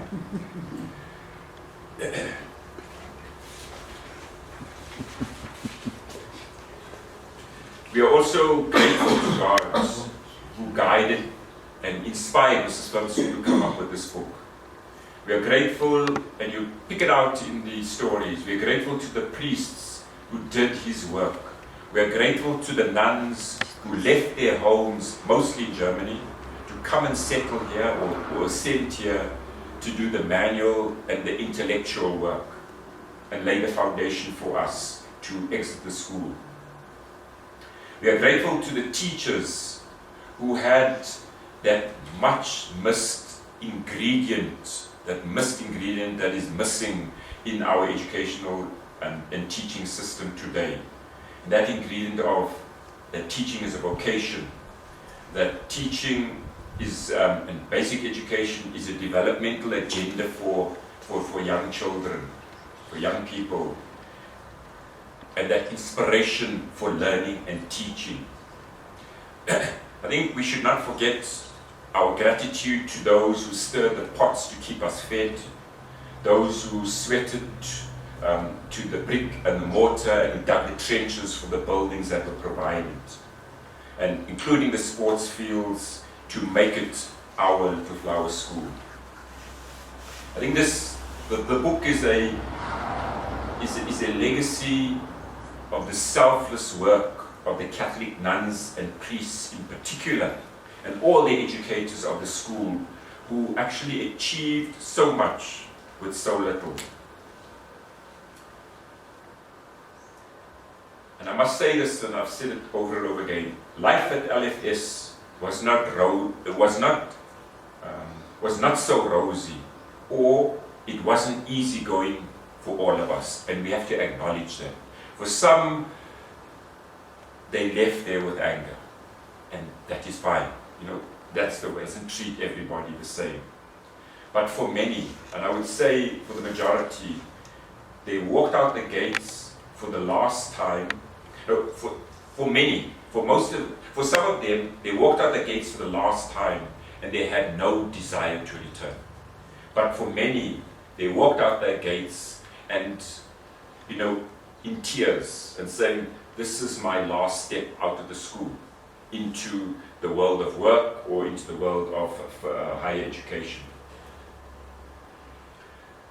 I think our high school years evoke contradictory feelings, and I'm using Bernard's words, feelings of longing and belonging, feelings of loathing and alienation, moments of joy and moments of dread, humiliation and regret, strong bonds of friendship and deep animosity, and pride and shame.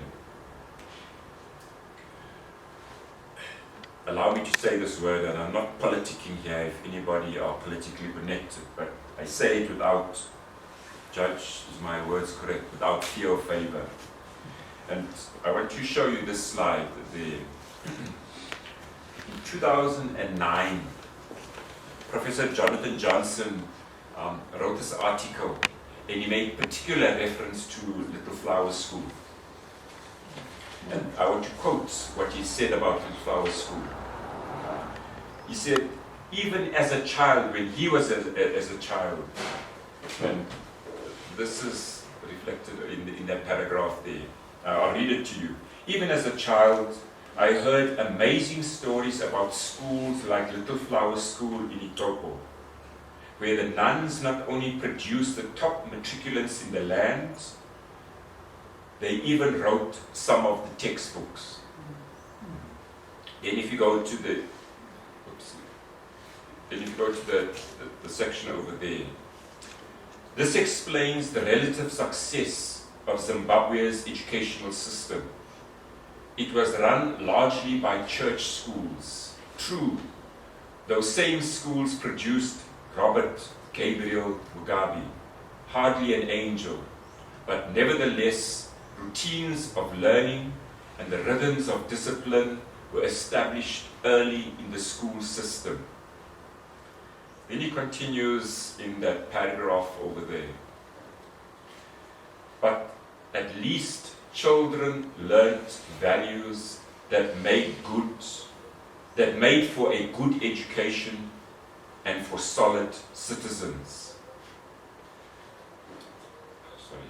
That last paragraph in his article, Jonathan Johnson says, instead of recruiting Cuban doctors or Zimbabwean teachers, my advice to President Zuma is to solicit the support of His Holiness, the Pope, to rope in nuns from all over the world to come and teach our children. Now, he wrote a bigger article, and this was just a newspaper version of the article. And I think he lamented, and Mrs. Ferguson forced me to connect herself with Prof. Jansen. Because Mrs. Ferguson saw this article somewhere, and she wanted to speak to Jonathan Jansen because she wanted to know who this Jonathan Jansen was. And I phoned his office. At that time, he was the rector at the University of Free State. I phoned his office, and I said, is Prof. Jansen there? She says, no, he's not there. I said, Mrs. Ferguson wants to talk to him. He said, what about? He said, no, it's about this particular article that appeared then. She said, all right, when he comes in, she will give him the message. I gave her Mrs. Ferguson's number, the telephone number, and when Prof. Jansen came in there, he got the message and he phoned her immediately. He didn't know Mrs. Ferguson from a while, so all the connection was Mrs. Ferguson of Little Flower School, and he phoned him, and they got chatting. And Mrs. Ferguson told him about this book that she wanted to publish about Little Flower School and the stories that she got. Mrs. Ferguson said, Prof. Jansen, those of you who might have read Prof. Jansen's book that he published about great South African schools, and that is the article that was published of the nomination that I made for Mrs. Ferguson of the Order of Baobab. He had sent, after that, he had sent an advert in the newspapers. I saw it in the Sunday Times, asking people to write about their teachers, their principals, their schools, and the experience of the school. And I wrote about Mrs. Ferguson there. Mrs. Ferguson believes that Prof. Jansen stole the idea from her in that telephone conversation. That is where Judge comes in of intellectual property. Never give your ideas to somebody, because if it's not copyrighted, they can take it. She always believes that he stole the idea and he published that book. He published it in Chop Chop. He just got people to do it. And in no time, he had published the book. But I think the one thing that he laments is the closing down of faith-based schools. Now, our good government, Greg's government, our government, it's our government whether you like it or not. He laments that the government of the day after 94 tried to use the strategy of one size fits all. I want to believe that the government is responsible for the demise of Little Flower School in Togo through the gradual reduction in state subsidy, where they forced many of the faith-based schools to become open public schools. And they worked out, particularly the nuns and the priests who were managing the school. And what you see today, if you go and see the school, and many past people have gone to see what the school looks today, apparently story has it that the school is a sight for sore eyes. I mean, some past people who went there cry when they see what the state of the school is today. But we are writing about the legacy of Little Flower as we knew it then. In closing, Prof. Jansen asked me, what is the purpose of the book? Does the book have a theme? Is it on, Greg? And just listen to these last chosen points. Although Little Flower School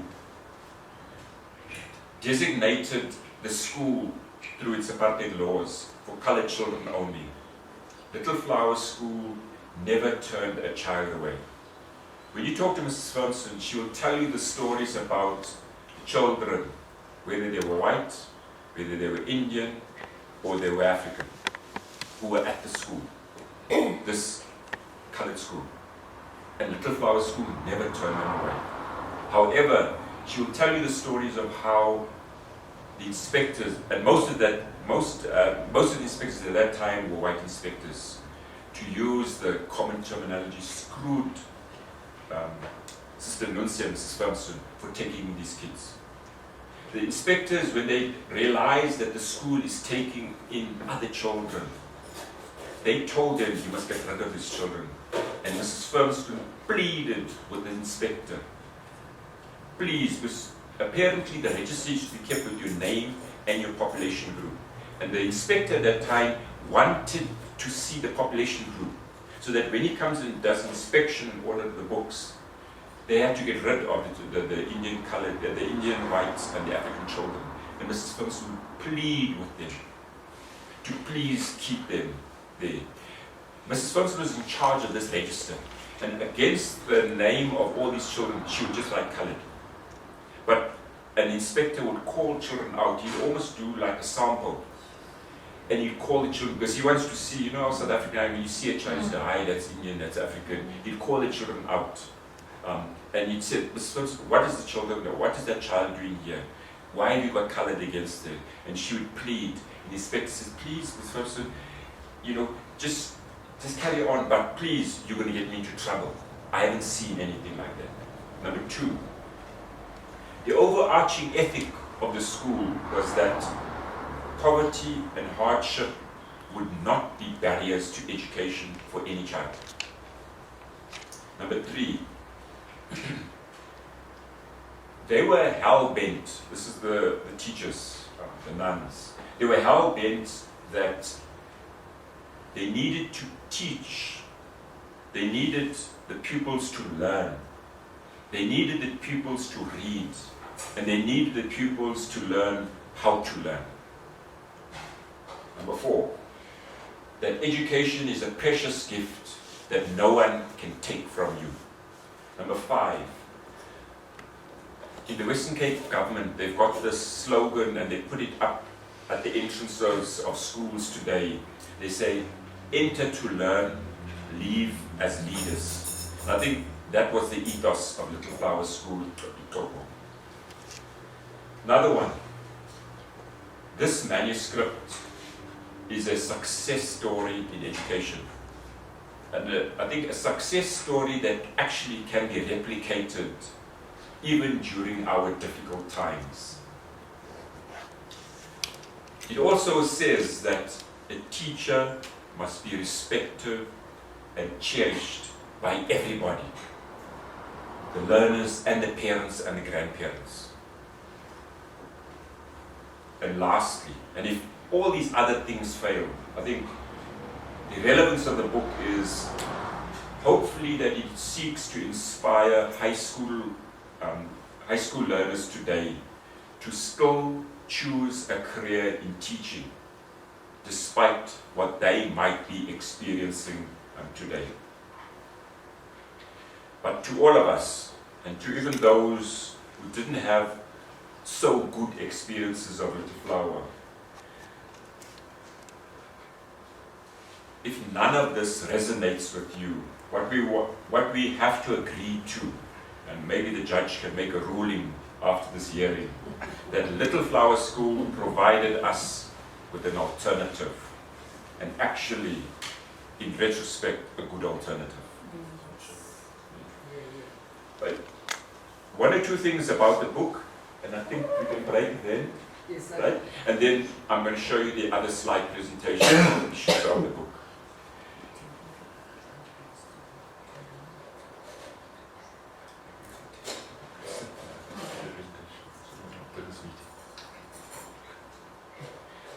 I'm just going to mention one or two things about the book, and maybe we break. Some might need a bathroom break, some might be hungry, and I think what we could do is to grab a few eats, come sit down, and then I'm just going to show you other slides that we've put together about the book, and play you some videos and other snippets about the school.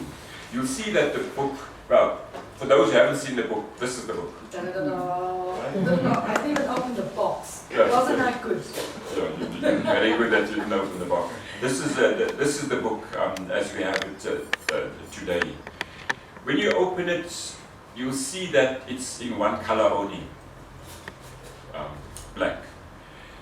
The pictures that we have most of those pictures, remember there was no digital cameras then. Most of the pictures were in black and white. Yeah, that's in Alan's time. Yeah. So we decided, together with Llewellyn, who was publishing, editing the book, because it is about a particular period of time, because it's legacy, the one color would resonate better than putting in black and white photos. And we also we spent hours debating about this little page, what should go on this page. And I think, when you go through tertiary institutions and even high schools, you always see that building is associated with Wits, that building is associated with Rhodes, that building is associated with the University of Stellenbosch, that building is associated with UCT, and so on and so on. And we thought, what is the one building that people will recognize? And we thought of the entrance to the girls' hostel. And those steps. Yeah. We have to bring them in as second class citizens. Yeah. So that is what we decided to put the school there, to have the badge there. And we had different versions of the badge on social media, and it didn't work.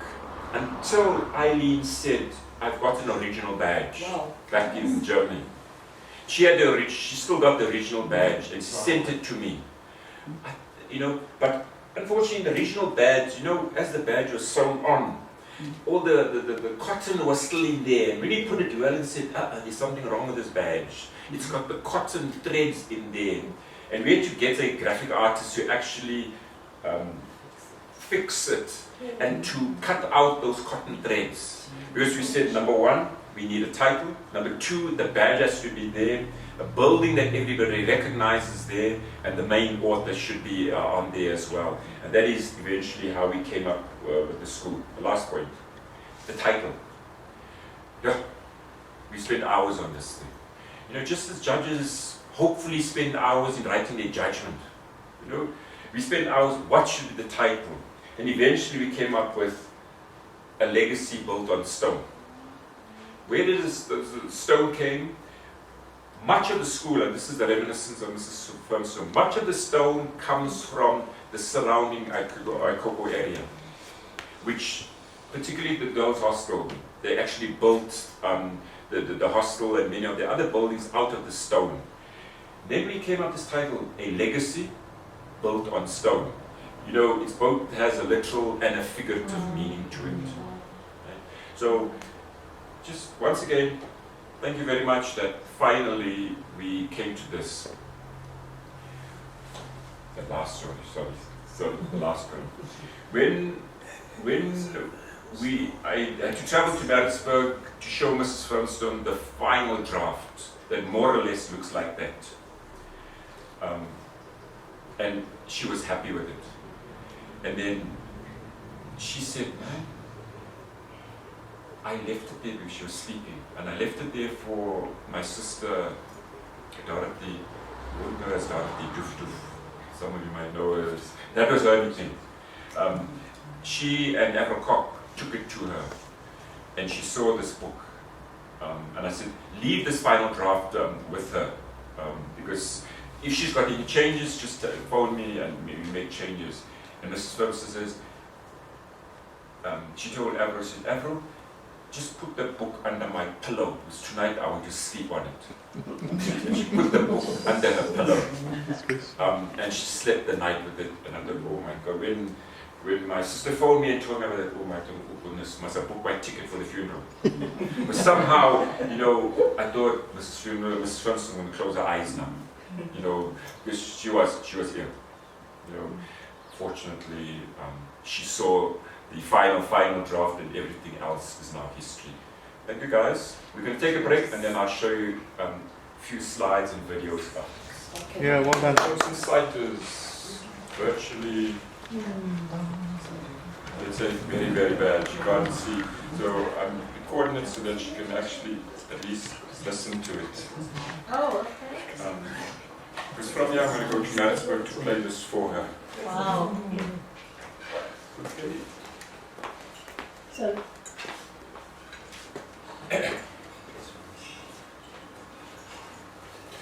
Right, now these are some snippets that I want to give and play video and voice recording. And I don't know if Gloria's going to provide a box of tissues for some people, or two for the ladies. Might bring some deep memories to you. I'm just going to show you a few slides, talk to a few things about the book itself.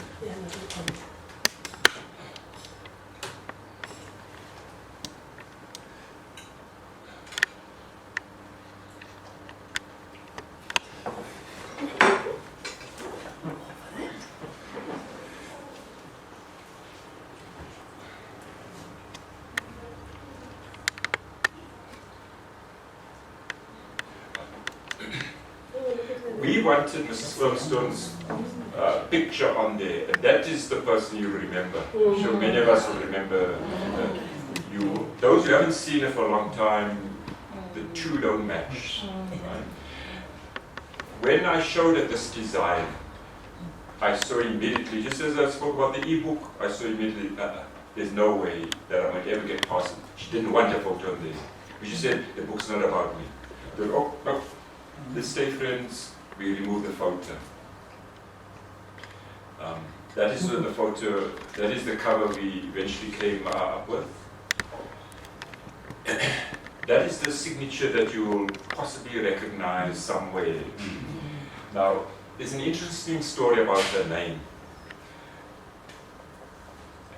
Her father, Mrs. Firmston's father, how many children were there? They could fill a bus. But you remember in those times there was no TV. Her father wanted a boy. When this girl came out, he was angry. And he someone named this boy, this girl child, Harry George Firmstone. He said, that's the name. Mrs. Firmston's mother, I suppose in those days she couldn't say much. He was just disappointed that there was a girl. When they went to register the child, the officer in the office where they registered in those days changed it. The father said, this is the name. And then the officer said, Harry George Firmstone, and he changed it to female. On the form, he changed it to female. He said, this is not a boy. Female. Then they went to another stage before she was baptized. The name was given Harriet because I think, as I'm not being sexist here, but I'm just telling you a horrible sexist joke. I think the father eventually gave up to his wife's nagging. And all the male names, the Harry George, was converted to female equivalents. So Harry became Harriet and George became Georgiana. And that's what, he sort of settled for. And I assume, hopefully, that it was Mrs. Firmston's mother was doing the coaxing about this name thing. What are the children going to say? When they went to the priest said, there's no way. She must get a name, a biblical name. And the priest said, you will now be, instead of Harriet, you'll be Elizabeth, and we'll keep Georgiana there. And that is how she eventually came to her name. You can well imagine it was a struggle. Today they just Google it, and get names.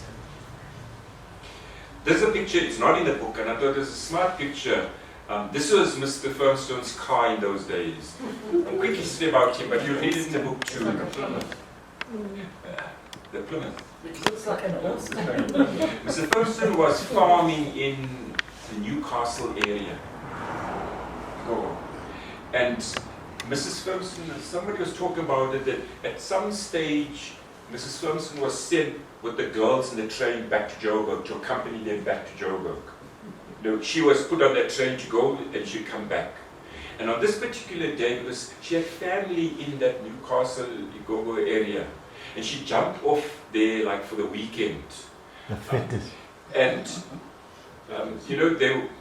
let us call it, they were brine and that, and he had this farmer was invited, and he was playing guitar then, and he was playing these songs, and he saw this lady, and he started playing these love songs. And that weekend, he invited Mrs. Firmstone, and I think it was another lady. They drove from Newcastle, then to Pietermaritzburg, to Biescope. They used to call it Biescope. He took them to Biescope. That evening, and they drove back again. And apparently, this was the car that they used. Now, I told Mrs. Firmstone, how can you stand in a car like that? She said, that car was steel. The bride and the groom, when they got married, I didn't know that at the Maritzburg launch, apparently the page boy was one of the Napiers. Winston Napier, I think. He said, Mr. Firmstone, there I am there. Wow. Apparently, he What was is a the page kind boy. of back square? Yes, she got married at the school. But that's another story of how she got married. The nuns set it all up. That's Eileen and Peter, the babies. The graduation ceremony in 1984. That was when Mrs. Firmstone did her, they call it higher diploma in education. Ms. Firmstone did a degree, and then she went to do, she did a degree through UNISA or through UKZN in Pietermaritzburg, I forget which one, but the story has it. Ms. Firmstone was, I think when she was doing a degree, she was sitting in the, I don't know if it's the first or second year class, and one of her majors was English. Here was this English white male professor teaching on Shakespeare, going on and on and on. Remember, Mrs. Firmstone's second name was Shakespeare, years already. There was Shakespeare before she could recite. And he was going on and on and on. Towards the end of the lecture, she said, Prof, your interpretation about this is not correct. He says, what is your interpretation? And she gave an interpretation. He says, my jeepers, I've been teaching this for years, but I agree with you. I agree with you. I said, who are you? She said, no, I'm an English teacher from the village of Ikopo. So, as they say, Greg, your degree doesn't define you. It might get you a promotion or that, or money, it doesn't define you. This is the lady you would see, when was the 2009. That's about 5 years ago, 6 years. No, 2009. 6 years ago. I think it's 2009, Terence thinks. 7 years. 2009. 2009. Now, try and match the picture of the book and this lady, but try and match the picture of the book and this lady now, they are quite different. That is when she received it, the she treasures. This thing she treasures. If I may add here, when Zuma gave her this. Yeah, stand up so can you do the video? Sorry. Yeah. Oh, I see. When President Zuma gave Mrs. Firmstone this award, she went up, and of course Mrs. Firmstone, being Mrs. Firmstone, thanked him in Zulu, and he looked at her and he said to her, wow, where do you learn that? She says, I don't learn, I teach. I teach the subject. So I just had to get that in. He was surprised, he was so shocked. Good for her. I could never learn the language. I had submitted a nomination for Mrs. Firmstone as part of this presidential award. You know, they have it annually on the, which day is it? You see when you reach 45. So they have it annually, the presidential award, you can nominate people and all that. And I nominated her for the category Vodo Baobab for contribution to education and all that. And I mentioned in the nomination that if the committee who sits, if they accept the nomination, please tell me so I can convey it to her, because she didn't know about it. I didn't want to tell her in case it wasn't accepted. You know, and the information about her, I just halfway steal the information, you know, to try and come up with the nomination. On this day, I think the awards were given, I think, on the Friday, and I think it was the Monday. She just got a call from the president's office. Said, "Oh, Mrs. Ferguson, yes and yes. Oh, you've been nominated for this, and it's been accepted. You must please come to Pretoria." Mrs. Ferguson is in the home, where she now. What? How must I get there? No, don't worry, we're going to arrange everything. How am I going to get there? No, people will pick you up and what have you.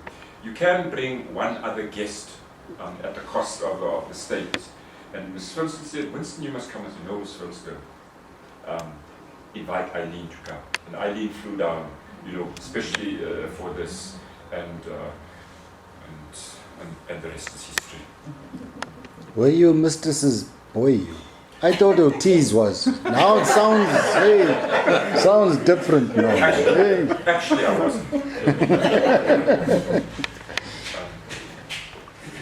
In nominating her for the presidential award, what I did, I sent out a notice on the Facebook and asking people to write. I told them to write 30 words about what was your idea to support my nomination. And these were some of them. I don't know if some of the names you'll recognize. Somebody spoke about democracy. And Jennifer. Yes. Oh, okay, so I used that. It's her husband. Oh, all right. So I used some of those to support my nomination. There are some others here. Ralph Clinton. Yes. So let's talk about the sharp end. Who was speaking about Les Sharp? It was Alan Thompson. We spoke about Les Sharpley. Yes, yes. 56 to 61. Brian was Brian. Yeah. He's an Australian. That's my. He's Liz. Now there's the Les. That's Les. That's my yes. Yeah, that's you. You wrote that there. Yeah, I wrote it. But it says 74 to 77. Now you can see I asked for 30 words, he writes a paragraph. So actually, these help to support the nomination. You know, to verify the nomination that I set for the nomination. Yes, Malcolm. That's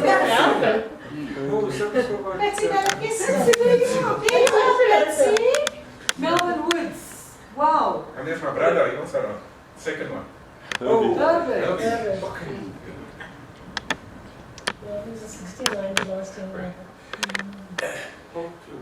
You know, in trying to get information, I found out that Mrs. Ferguson and Mr. Ferguson got medals, awards from the Pope for their work within the church and in education as well. You know, that helped with it. There's some more. Oh, sorry. As you know, Mr. Ferguson was a fisherman. Yeah. And that brought his death too. The story has it that they were fishing. Where did they used to go on the Natal something? Far. And that is where he had a heart attack or something. Yeah. You know, on a fishing expedition. Let them read the book. No, I'm just giving tidbits you know, about it. That's the original school. Apparently it was next to the station. Yeah. The gyms didn't change, no. The first enrollment. Are any of you on that list? Nah, not even born. That was the first enrollment at the school.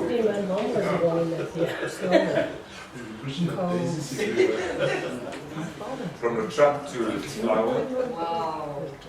Now you can well imagine those photos, the original photos are tiny, so you have to blow it up, and every time you blow it up, the Distortion gets distorted. But we thought, well, it has to be that way. Now, Mrs. Nunzia was handing over a medal to somebody for something, but we wanted Sister Nunzia's picture, and we looked for pictures. That was the best picture we got. But he was handing over to medal to one of the pupils for something. I don't know if it was chess or some award.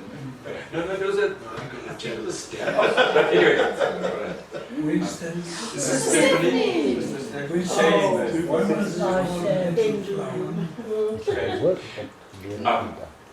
I almost said you must read the order of the sisters. You know, all the sisters have got an order, like a name, like a culture. It was the order of the little sisters. Yeah. So it was transferred to Little Flower in some way. Oh, they weren't Sacred Heart. The Sacred Heart of the Little Sisters. They were the precious blood. The precious blood. The precious blood. Precious blood. They were the order of the precious blood.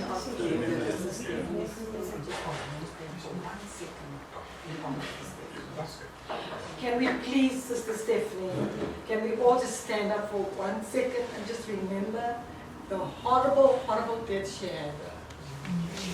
Please, guys, can you please stand for 1 second?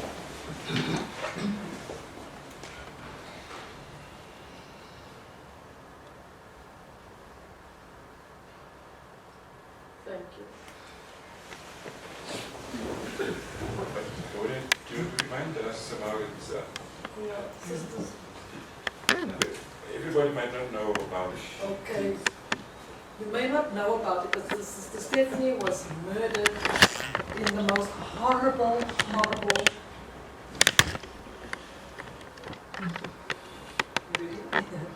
I just need to tell whoever don't, some of you may not know about it. Sister Stephanie was murdered at the convent by, I think it was boys looking for food or money or something like that, broke in, went straight to Sister Stephanie's room, murdered her, choked her.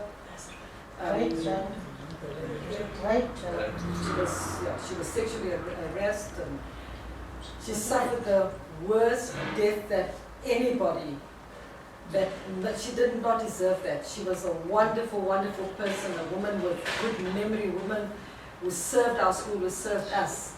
And Sister Stephanie died this terrible death. It was, but it was the quickest way that the thing with the whole crime was solved. I think Mangu Butelezi got involved. He immediately got the cops working on it. I think within 2-3 weeks, I'm still under correction with my facts. The whole thing was solved. They were put in prison. They are serving their prison sentence now. I think they even admitted to the crime. It was really, really, very, very sad, and we're so sorry for Sister Stephanie, but we believe that today she's the little flower in heaven. Okay, thank you. Sorry for interrupting. This was so important. Bishop Wolf Napier, you know the Catholic Church, and the Bishop in particular, Wolf never played a vital role in school and, you know, engaging resources and, you know, with his persona. The first matric class, 1953. I was 1 year old. I was born then. You can see the most exquisite dresses that they wore. And history repeats it itself. They're wearing those dresses today.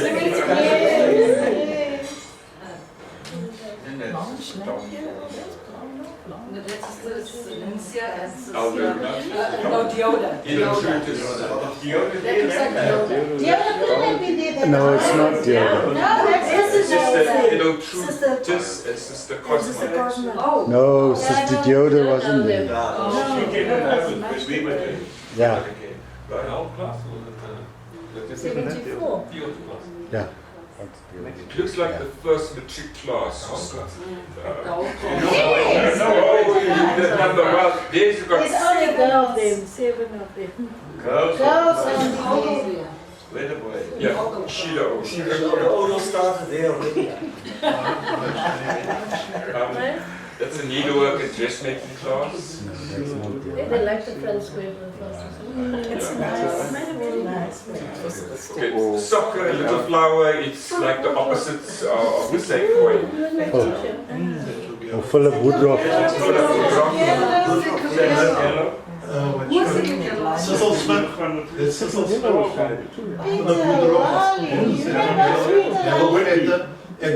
Whitby was the activist. Emmanuel Clifford. Brian Davis. Charlie Craft. Charles Craft. Peter Lally. I was at Ryan. Peter. He became a teacher. He then did nothing. Well, you know the name. Wolves, Cup, soccer, synonymous with flower. You know what? You've got the year wrong. This is even after our time. Of that? Yeah. You see there, that's Kendall Bock next to Foreman. On the right hand side, he finished 76. He was with Peter and him. Now I looked at that photo in the book and I thought, but it's too late now. But that is the wrong year. Well, I can tell you what happened is that Mrs. Firmstone, in her wardrobe, on the top shelf of the wardrobe, she's got the school journal, the school magazines from time immemorial till the time she left. And then she's got photos in albums. So what we did with those photos, I took those albums. Now, in those albums, they've got the dates in there. So whoever put it together, and I think this was Okay, I think later. I must withdraw that remark. The goalkeeper is Stormy. Yes. Walson. He finished in 73. That's right, Yeah. And then you got Les Bunting and my cousin, what's his name? Junko? Keith. Yeah. I judge. How can you give a rule? How can you give a sentence? I withdrew. You go serve 5 days. That's the truck. They used to go by the truck. No, that's international. Oh, is it? The truck's name was Genevieve, isn't it? That's the green one. Is that the green one? The green one. Oh, the green one was Genevieve. Oh, the trucks even had names. Yes.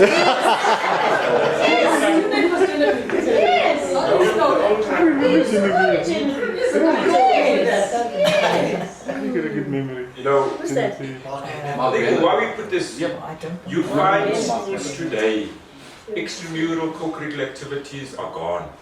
You find schools where the grass is so long, there's nothing to do. Or in other schools, I know in the Cape Town area, you can't go play outside because the gangsters shoot and the bullets pass by. They do come to school, try and learn and go home again. There is no extramural co-curricular activities. And without that, there is no basic education. Yeah. So we put that. Mark Bennett is from Greystown. He was at a ballet thing. Yeah, he was ballet.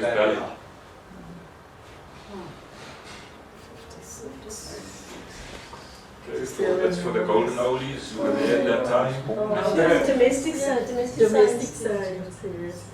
Here the guy is there. And Tomasia. Oh, Sister Tom Tom. Another oval as well. Sweetie was there. There's Sweetie. Yeah, but that's not the same swimming. Right? That's the best. You ever see that Miss Sweetie? Oh. Oh, she was That's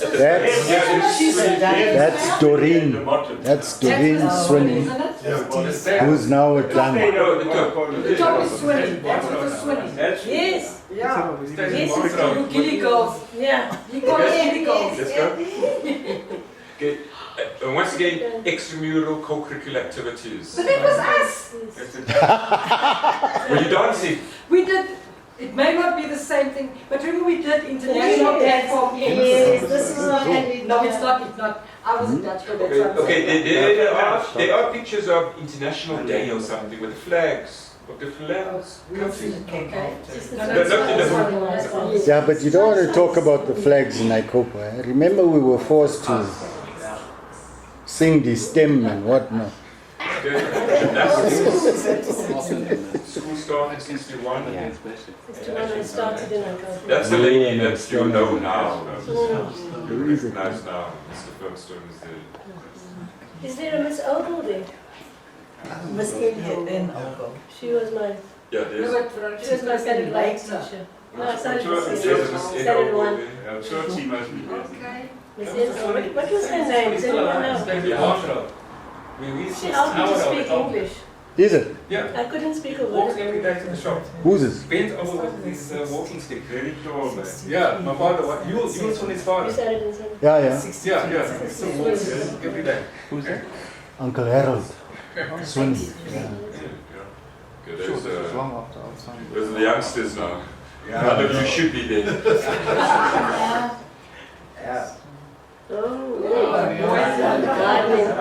That's Mrs. Firmstone. Nobody knows who the boys are. Doesn't look familiar.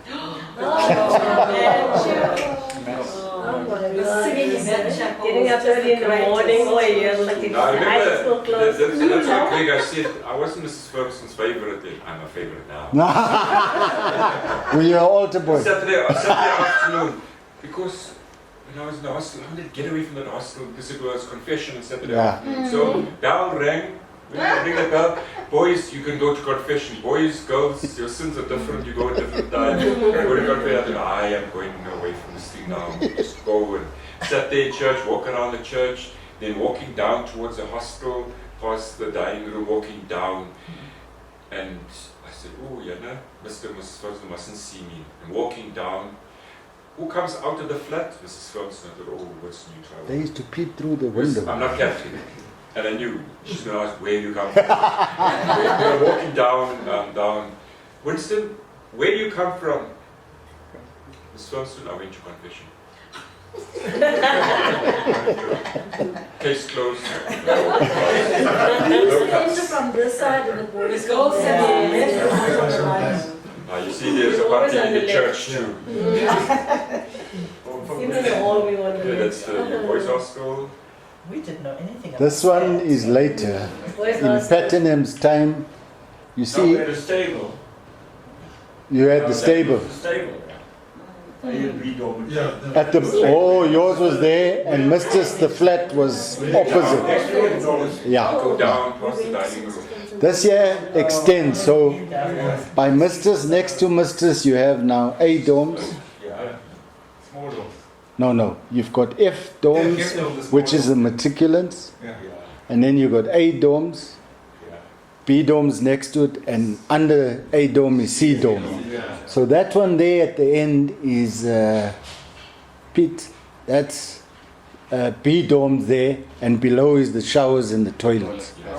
Yeah. Now the boys. That wasn't named out. No. In our time, the boys would stand, I don't know if it's there or in the The other attic. one. The attic one. So we go for Sunday walks. And they are just whistling from our Is that the speaker? Now where's the girl that he was eyeing? She must have been Long. maybe. Yeah, but what year was that? That's No. Maybe When, the autumn standard 8. yeah. yeah. She was standard 8 when we married. Okay, no, stop. That's how the pool looked then. We had to take a big decision. People said put the pool out there now. I dug that pool too. Yeah, 64, 65, 66, 67. From my Kopo, the day scholars came, we dug that pool too. Every year you have to go 1 meter down, 1 meter down. There's a very dug out for your sins. If you look at the picture now, the pool is a rubbish dump. Actually, that photo was taken before. There was a contribution made to do up the pool. So the photo you see on the group Facebook page is one previous to when it was done up. And people are still saying, how can it be that it looks like this and so forth. But I'm told, because Stanley Roberts is a teacher there, he was in my class. It's been done up, same with the gym, has been done up also with contributions that were sent in to fix certain things. As far as I know. So is there still a school? Yes. But you don't have a boys' hostel anymore. The classroom's down there now. We had to put the other side of the coin, those people who work behind the scenes as well. Hey, long time I heard that one.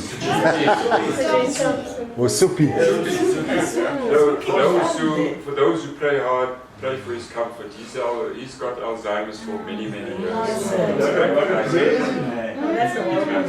Doesn't he have Parkinson's too? Parkinson's. He's married to one of the Akopo girls. He's married Dawn to Phyllis. Yeah, Dawn Phyllis. He married Dawn Phyllis. And he taught John Phyllis as well. Yes, you have a science book. Yes, you have a science book with Sister Deoda. Or what? Am I wrong? Joseph Pitt. Joseph Pitt. Where is he? Walter. Walter. There's Joel Pitt. Walter. Oh, is that I'm true? sure it's Yeah. We'll talk, but that's Joel Pitt.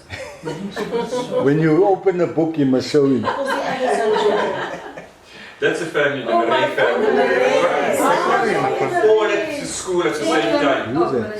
very well.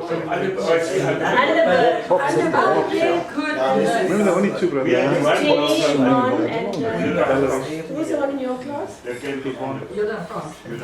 So we It was very cold. Jenny was in my class.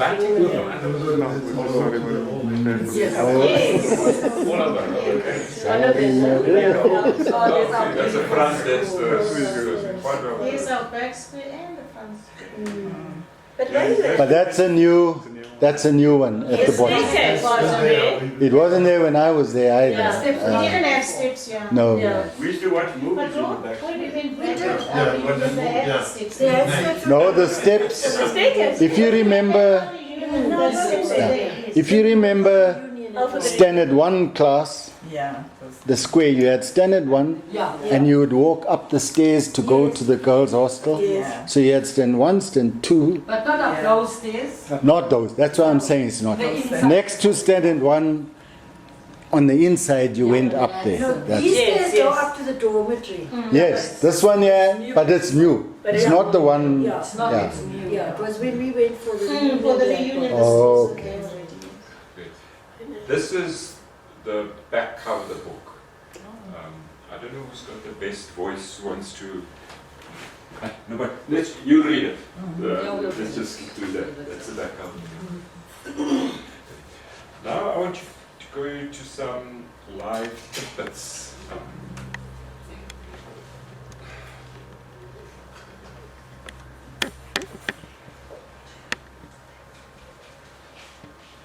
This is Mrs. Ferguson, after that call in 2009 or 2010 to Prof. Jansen, they were talking. Mrs. Ferguson, when 17 or 18, asked Mrs. Ferguson, who should write the foreword for the book? And she said, Prof. Jansen. So I had to track him down. He's working at University of Stellenbosch, and I asked him, Prof. Mrs. Ferguson asked, can you write the foreword of a book? Immediately clicked. You know, Mrs. Ferguson was like, yes. She tells him that I am too busy. He's too busy. He's writing, goes through his ears, books. I mean, he's writing 3 books at the same time and articles and yeah. And I thought, no, let's try something else. And then I was at Maritzburg one weekend. I said, first time, Prof said he's too busy.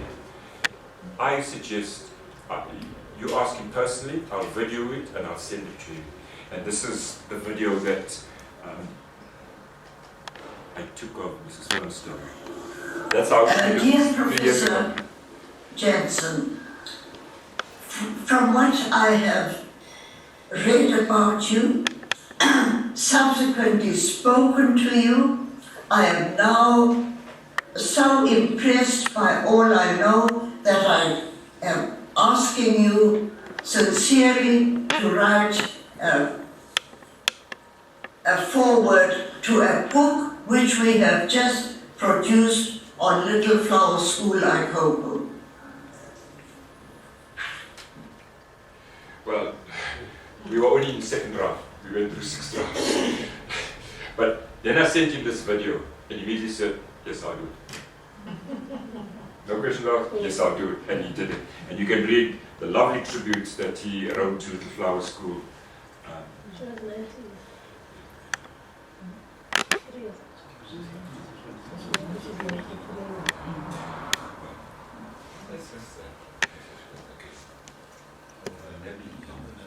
I'm now going to play a video from Eileen. This is a vote of thanks. Oh, sorry, it's a sound. Thank you. Sound bite. Over the world, thank you is said millions of times a day. I ask myself whether it is possible to convey the depth of my heartfelt gratitude for this unique accomplishment in these 2 little words. In this thank you are admiration for all who endeavored on this adventure and joy that we made it together. Everybody involved has made the book possible, but we would not be holding it in our hands had Margaret Heslop and Roanne Fetter, by a very generous donation, enable us to employ an editor, Llewellyn Jengels, who, to our fortune, took on the job. Many thanks to you all. Before the editor could get to work, he had to be found and convinced that he was about to handle something special. Winston Middleton, you searched for and found Llewellyn. You were the one who took over the organization of getting things together, when my mother and I thought that, due to illnesses in the team working on the book, all efforts had been in vain. Your enormous energy, your dedication and loyalty are par excellence. Wonderful work done. How do I thank you? We are honored and grateful that you, Professor Jansen, agreed to do the foreword. In the sphere of education, we could not have won a better figure of vision, stalwartness, and brilliance. Many, many thanks. The book had to be printed, and Peter Finn stepped in with his generous donation. Thank you very much, also to the Fingerprint Cooperative of Cape Town. My gratitude also goes back to those in the past, the founders, the builders, the teachers and principals of Little Flower School. They enabled the education without which we would not be here today celebrating. To all the submitters of intriguing, fascinating and authentic accounts of life at LFS, thank you very, very much. Without your stories, there would be no book, printed or not. Your belief in this venture was a constant source of energy. Carol Smith, your calm and efficient help after manuscripts had been stolen. Your typing the huge batch given to you prevented some nervous breakdowns. Thank you very, very much. There are those in Germany I would like to thank as well. You supported me through your interest and morally because you believe in education, in working to make society better. Ulrike Freen, Heinz-Jürgen Küpper, Gudrun Bedenk-Viebang, Ingrid Hacker-Seehaus, Father Adalbert Balling. Thank you very much. Dear co-authors, Bernard Matthey and Edwin de Broys, a big thank you. You were involved in the many, many hours of brainstorming, in the overcoming of doubt, in deciding to go on, in the moments of elation. Together we made it. And now to you, my mother, it is no exaggeration to say that actually without you, there would not even have been an idea of this book, let alone the complete book. You are the key point, the heart and soul, the mind behind most matters concerning Little Flower School. In your case, saying a simple thank you seems so little, but it is an all-encompassing thank you. Thank you. Eileen Küpper-Firmstone, Germany, November 2018.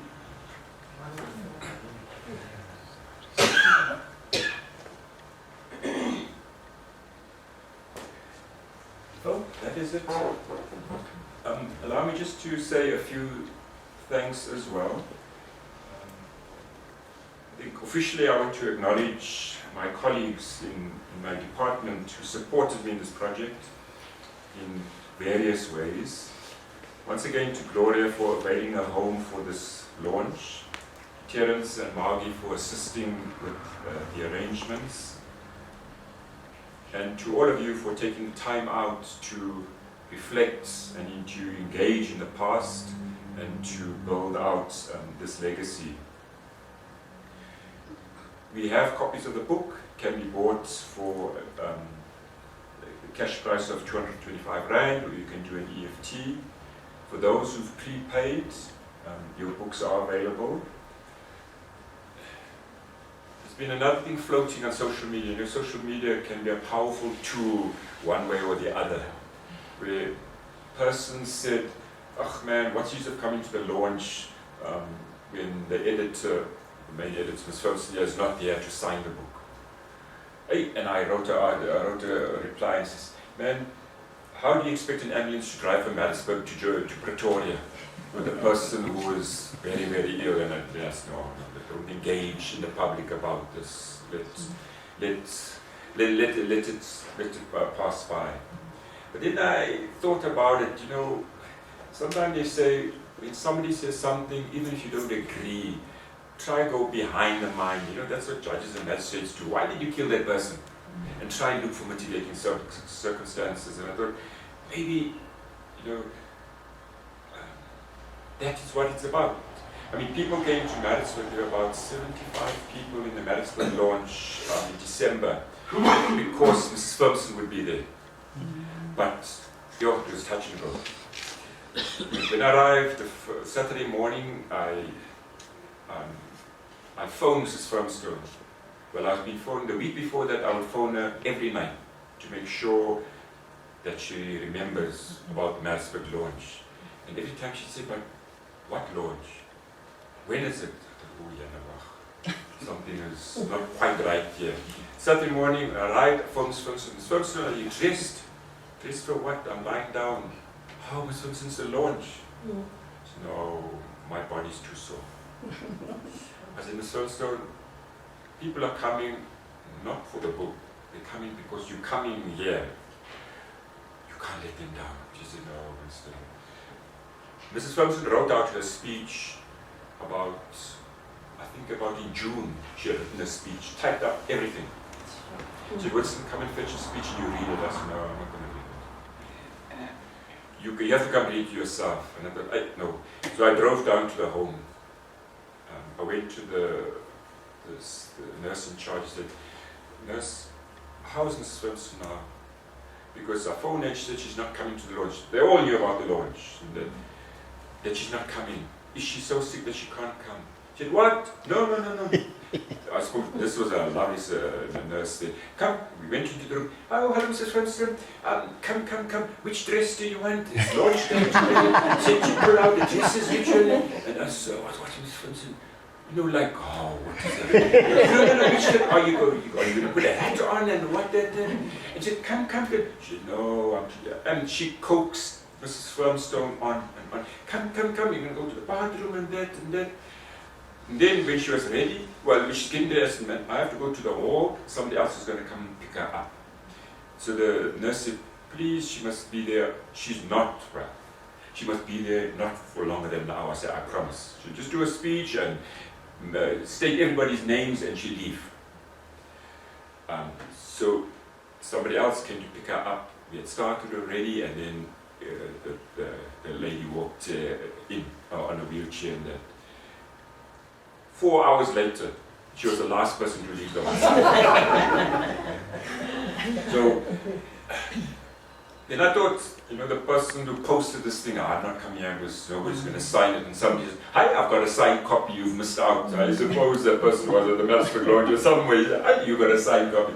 So that, so what I did, Eileen compiled a message, Mrs. Firmstone. So we got a personal message with her signature, and we're going to put that piece of paper, as an addendum in the books. That's the closest you can get to the signature. If you really want the signature, you have to go there and see whether she can sign. She signed all the books in Maritzburg. Everybody went, and she sat there signing, and it actually was tiring. She was there for 4 hours. By that time, she was tired. So who signed my book? Did you ever sign it? You're lucky. No, I got a "Dear Gregory, thank you for your contribution." Oh, no, that was the special one. Oh, you see, you call a few chosen. Yeah, so what we've done, Ferguson and Eileen compiled this message and we put it in there as well. We do have a card that we bought. What we'd like anybody, sure, all of you, if you want to write a short message to Mrs. Firmstone, Not an essay. Right as the heart leads you. But leave space for everybody. I'll give her that card tomorrow on behalf of all of us.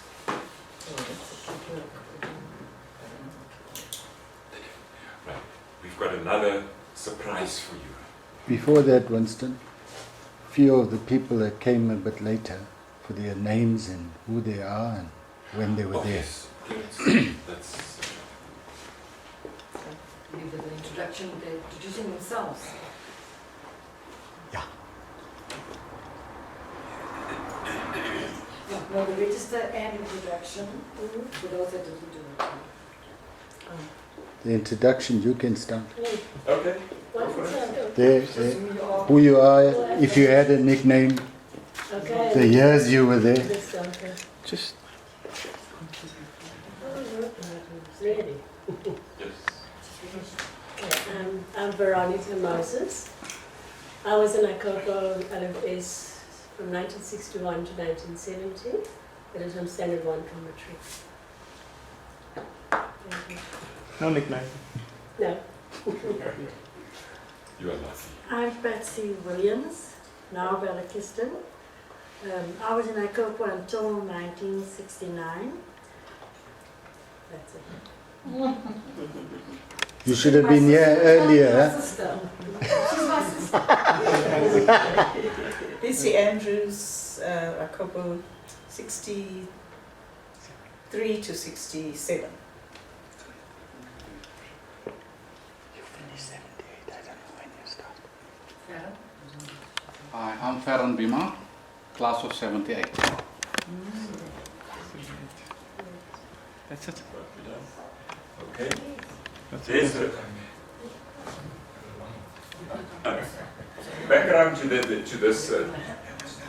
next one is Eileen had said she's down for 3 weeks. Next week is going to be her 3rd week, and she contacted a family member or somebody.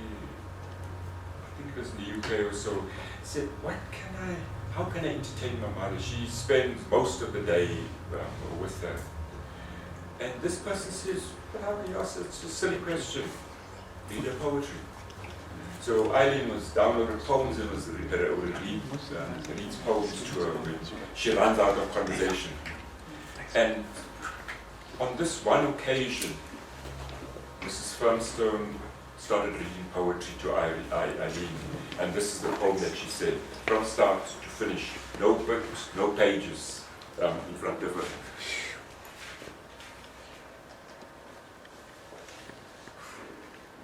Okay, now, The Daffodils by William Wordsworth. I wandered, lonely as a cloud that floats on high o'er hill and vale, when all at once I saw a crowd, a host of golden daffodils, beside the lake, beneath the tree, floating and dancing in the breeze, continuous as the stars that shine and twinkle on the Milky Way. They flash in never-ending line upon the margin of the bay. 10,000 soar at a nod, tossing their heads in sprightly dawn.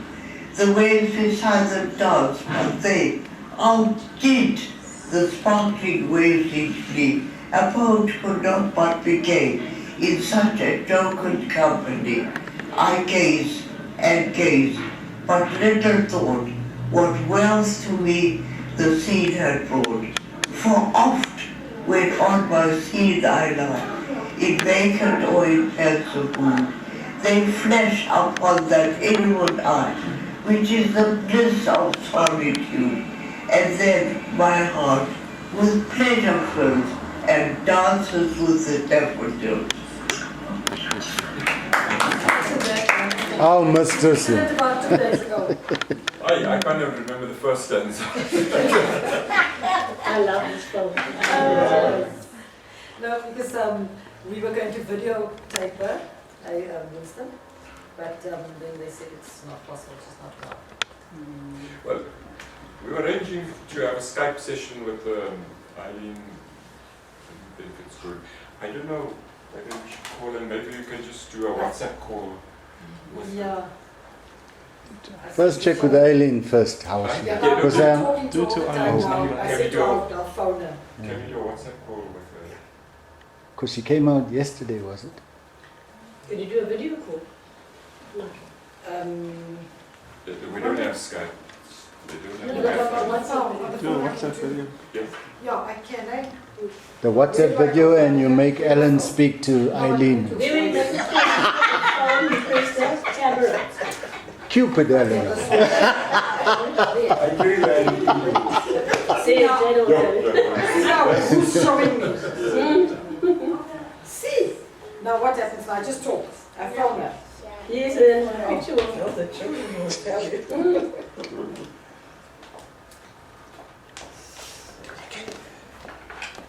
Hello, Eileen. Oh, she ran off. Let's try again. Cuts off a lot. Yeah. Signal.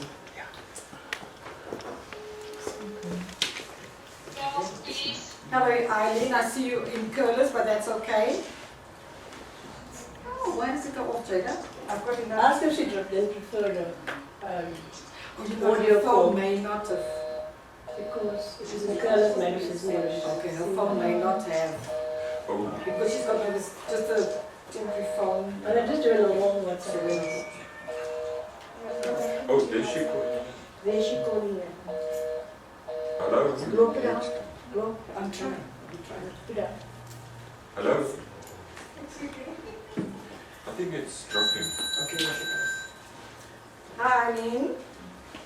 Hello. Hi, we're trying to do a video call with you. Are you able to do that? Not. Okay, okay. Right, I've got the group here. I'm going to put you on voice. Okay, can you all hear Eileen? Yes. We're all here. It's a beautiful group. We're about, what, 15, 20 people here, I think. And everything has gone so well. And we half in tears and half smiling, and the reminiscing is just beautiful, beautiful. Just let everyone say hello to you quickly. Hi. Hi, Eileen. And to your mum, of course, can she hear us? Can mum hear us? No, I'm at the bed and breakfast. Mom is sleeping. She's Oh, I see. I left the bed with her. Okay. I'm just at the bed and breakfast eating my lunch. Okay, Eileen. Please. I know. Okay. Please give her our love and tell her that the launch went well, and we're hoping that many people are going to walk away with many books, and of course also still try and advertise for the books when it's left with myself or Winston or Terence. Terence. We will try and sell more books. Okay. Just a second. Do you want to say something to the crowd? Pardon? Do you want to say something to everyone? Yes, I would like to. Well, thank you all for coming and for being there. It's really a pity that Mum is not good at all, and I think it would have been a wonderful occasion to come up with her. But she is 92 after all and very, very frail.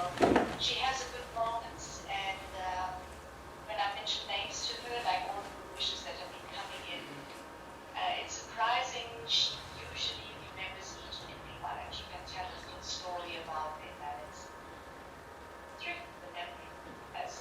So when I tell her, I'm going back about in a half an hour's time, and I've had tea with her, and I'll tell her all Gloria has been telling me, and she's going to be very, very happy. I can guarantee you that.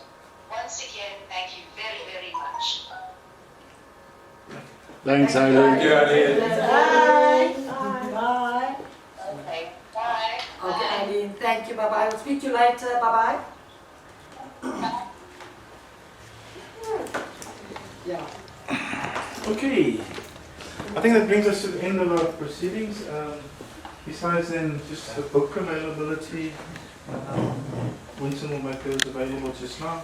And if there's any questions you have around the book, please also just get the word out there that Gloria will have a stock of books here.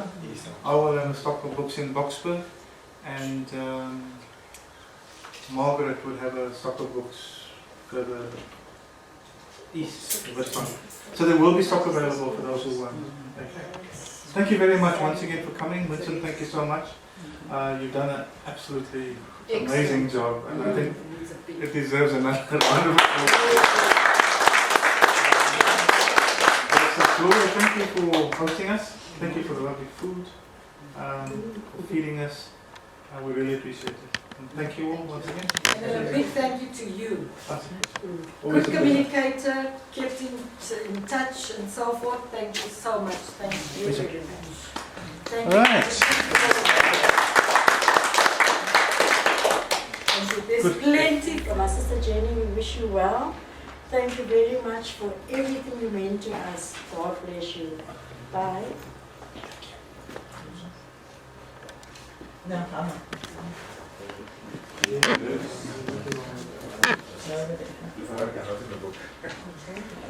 Okay, this is the Williamses. We love talking, Mrs. Thompson. Mrs. Thompson, I want to wish you all the best, God's blessing in everything that you do. And thank you for the example you set for us. You really set a good example for women in general and for all ICOPA students. Thank you very, very much.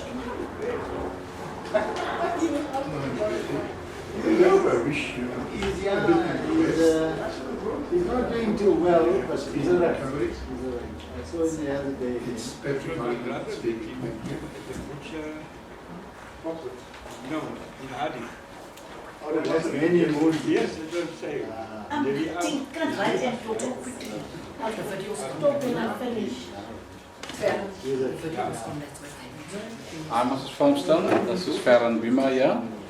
Just want to thank you for 3 important values you taught me in life: church, school and sport. And all the best to you.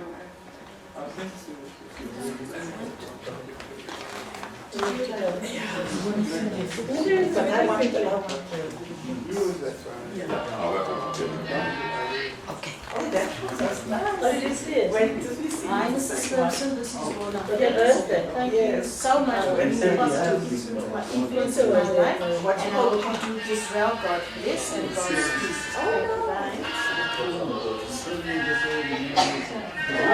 Hello, Mrs. Thompson. This is Reyes American, Junior. Not from Barberton, from Durban. Wishing you all the best. I hope you get best wishes, happiness, always. Thank you so much. So where is they? I don't know if it's time. Oh, I believe me. On the day, Okay, thank you so I much. knew it was in varsity. Those want tea or coffee besides the cold drinks. I'll take us all cold drinks. Please help yourselves. You want the book? Oh, the book ones. The book ones. I just wanted to.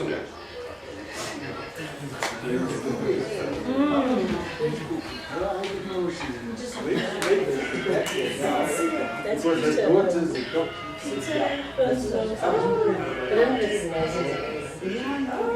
He was in my class. Well, that's okay.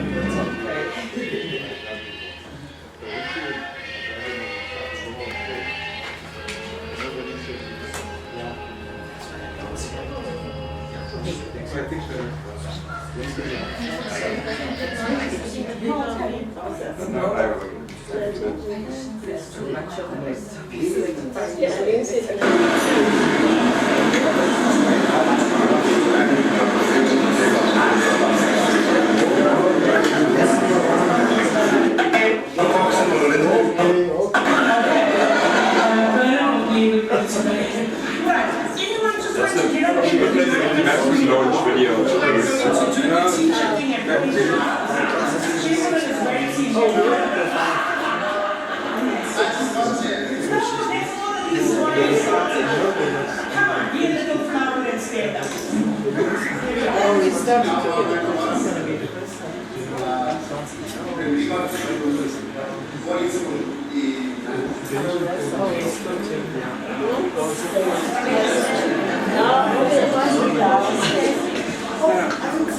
All I wanted to say was I think the genesis of the book is the story in itself.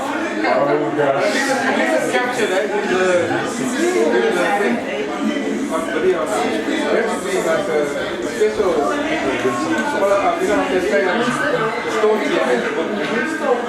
Thank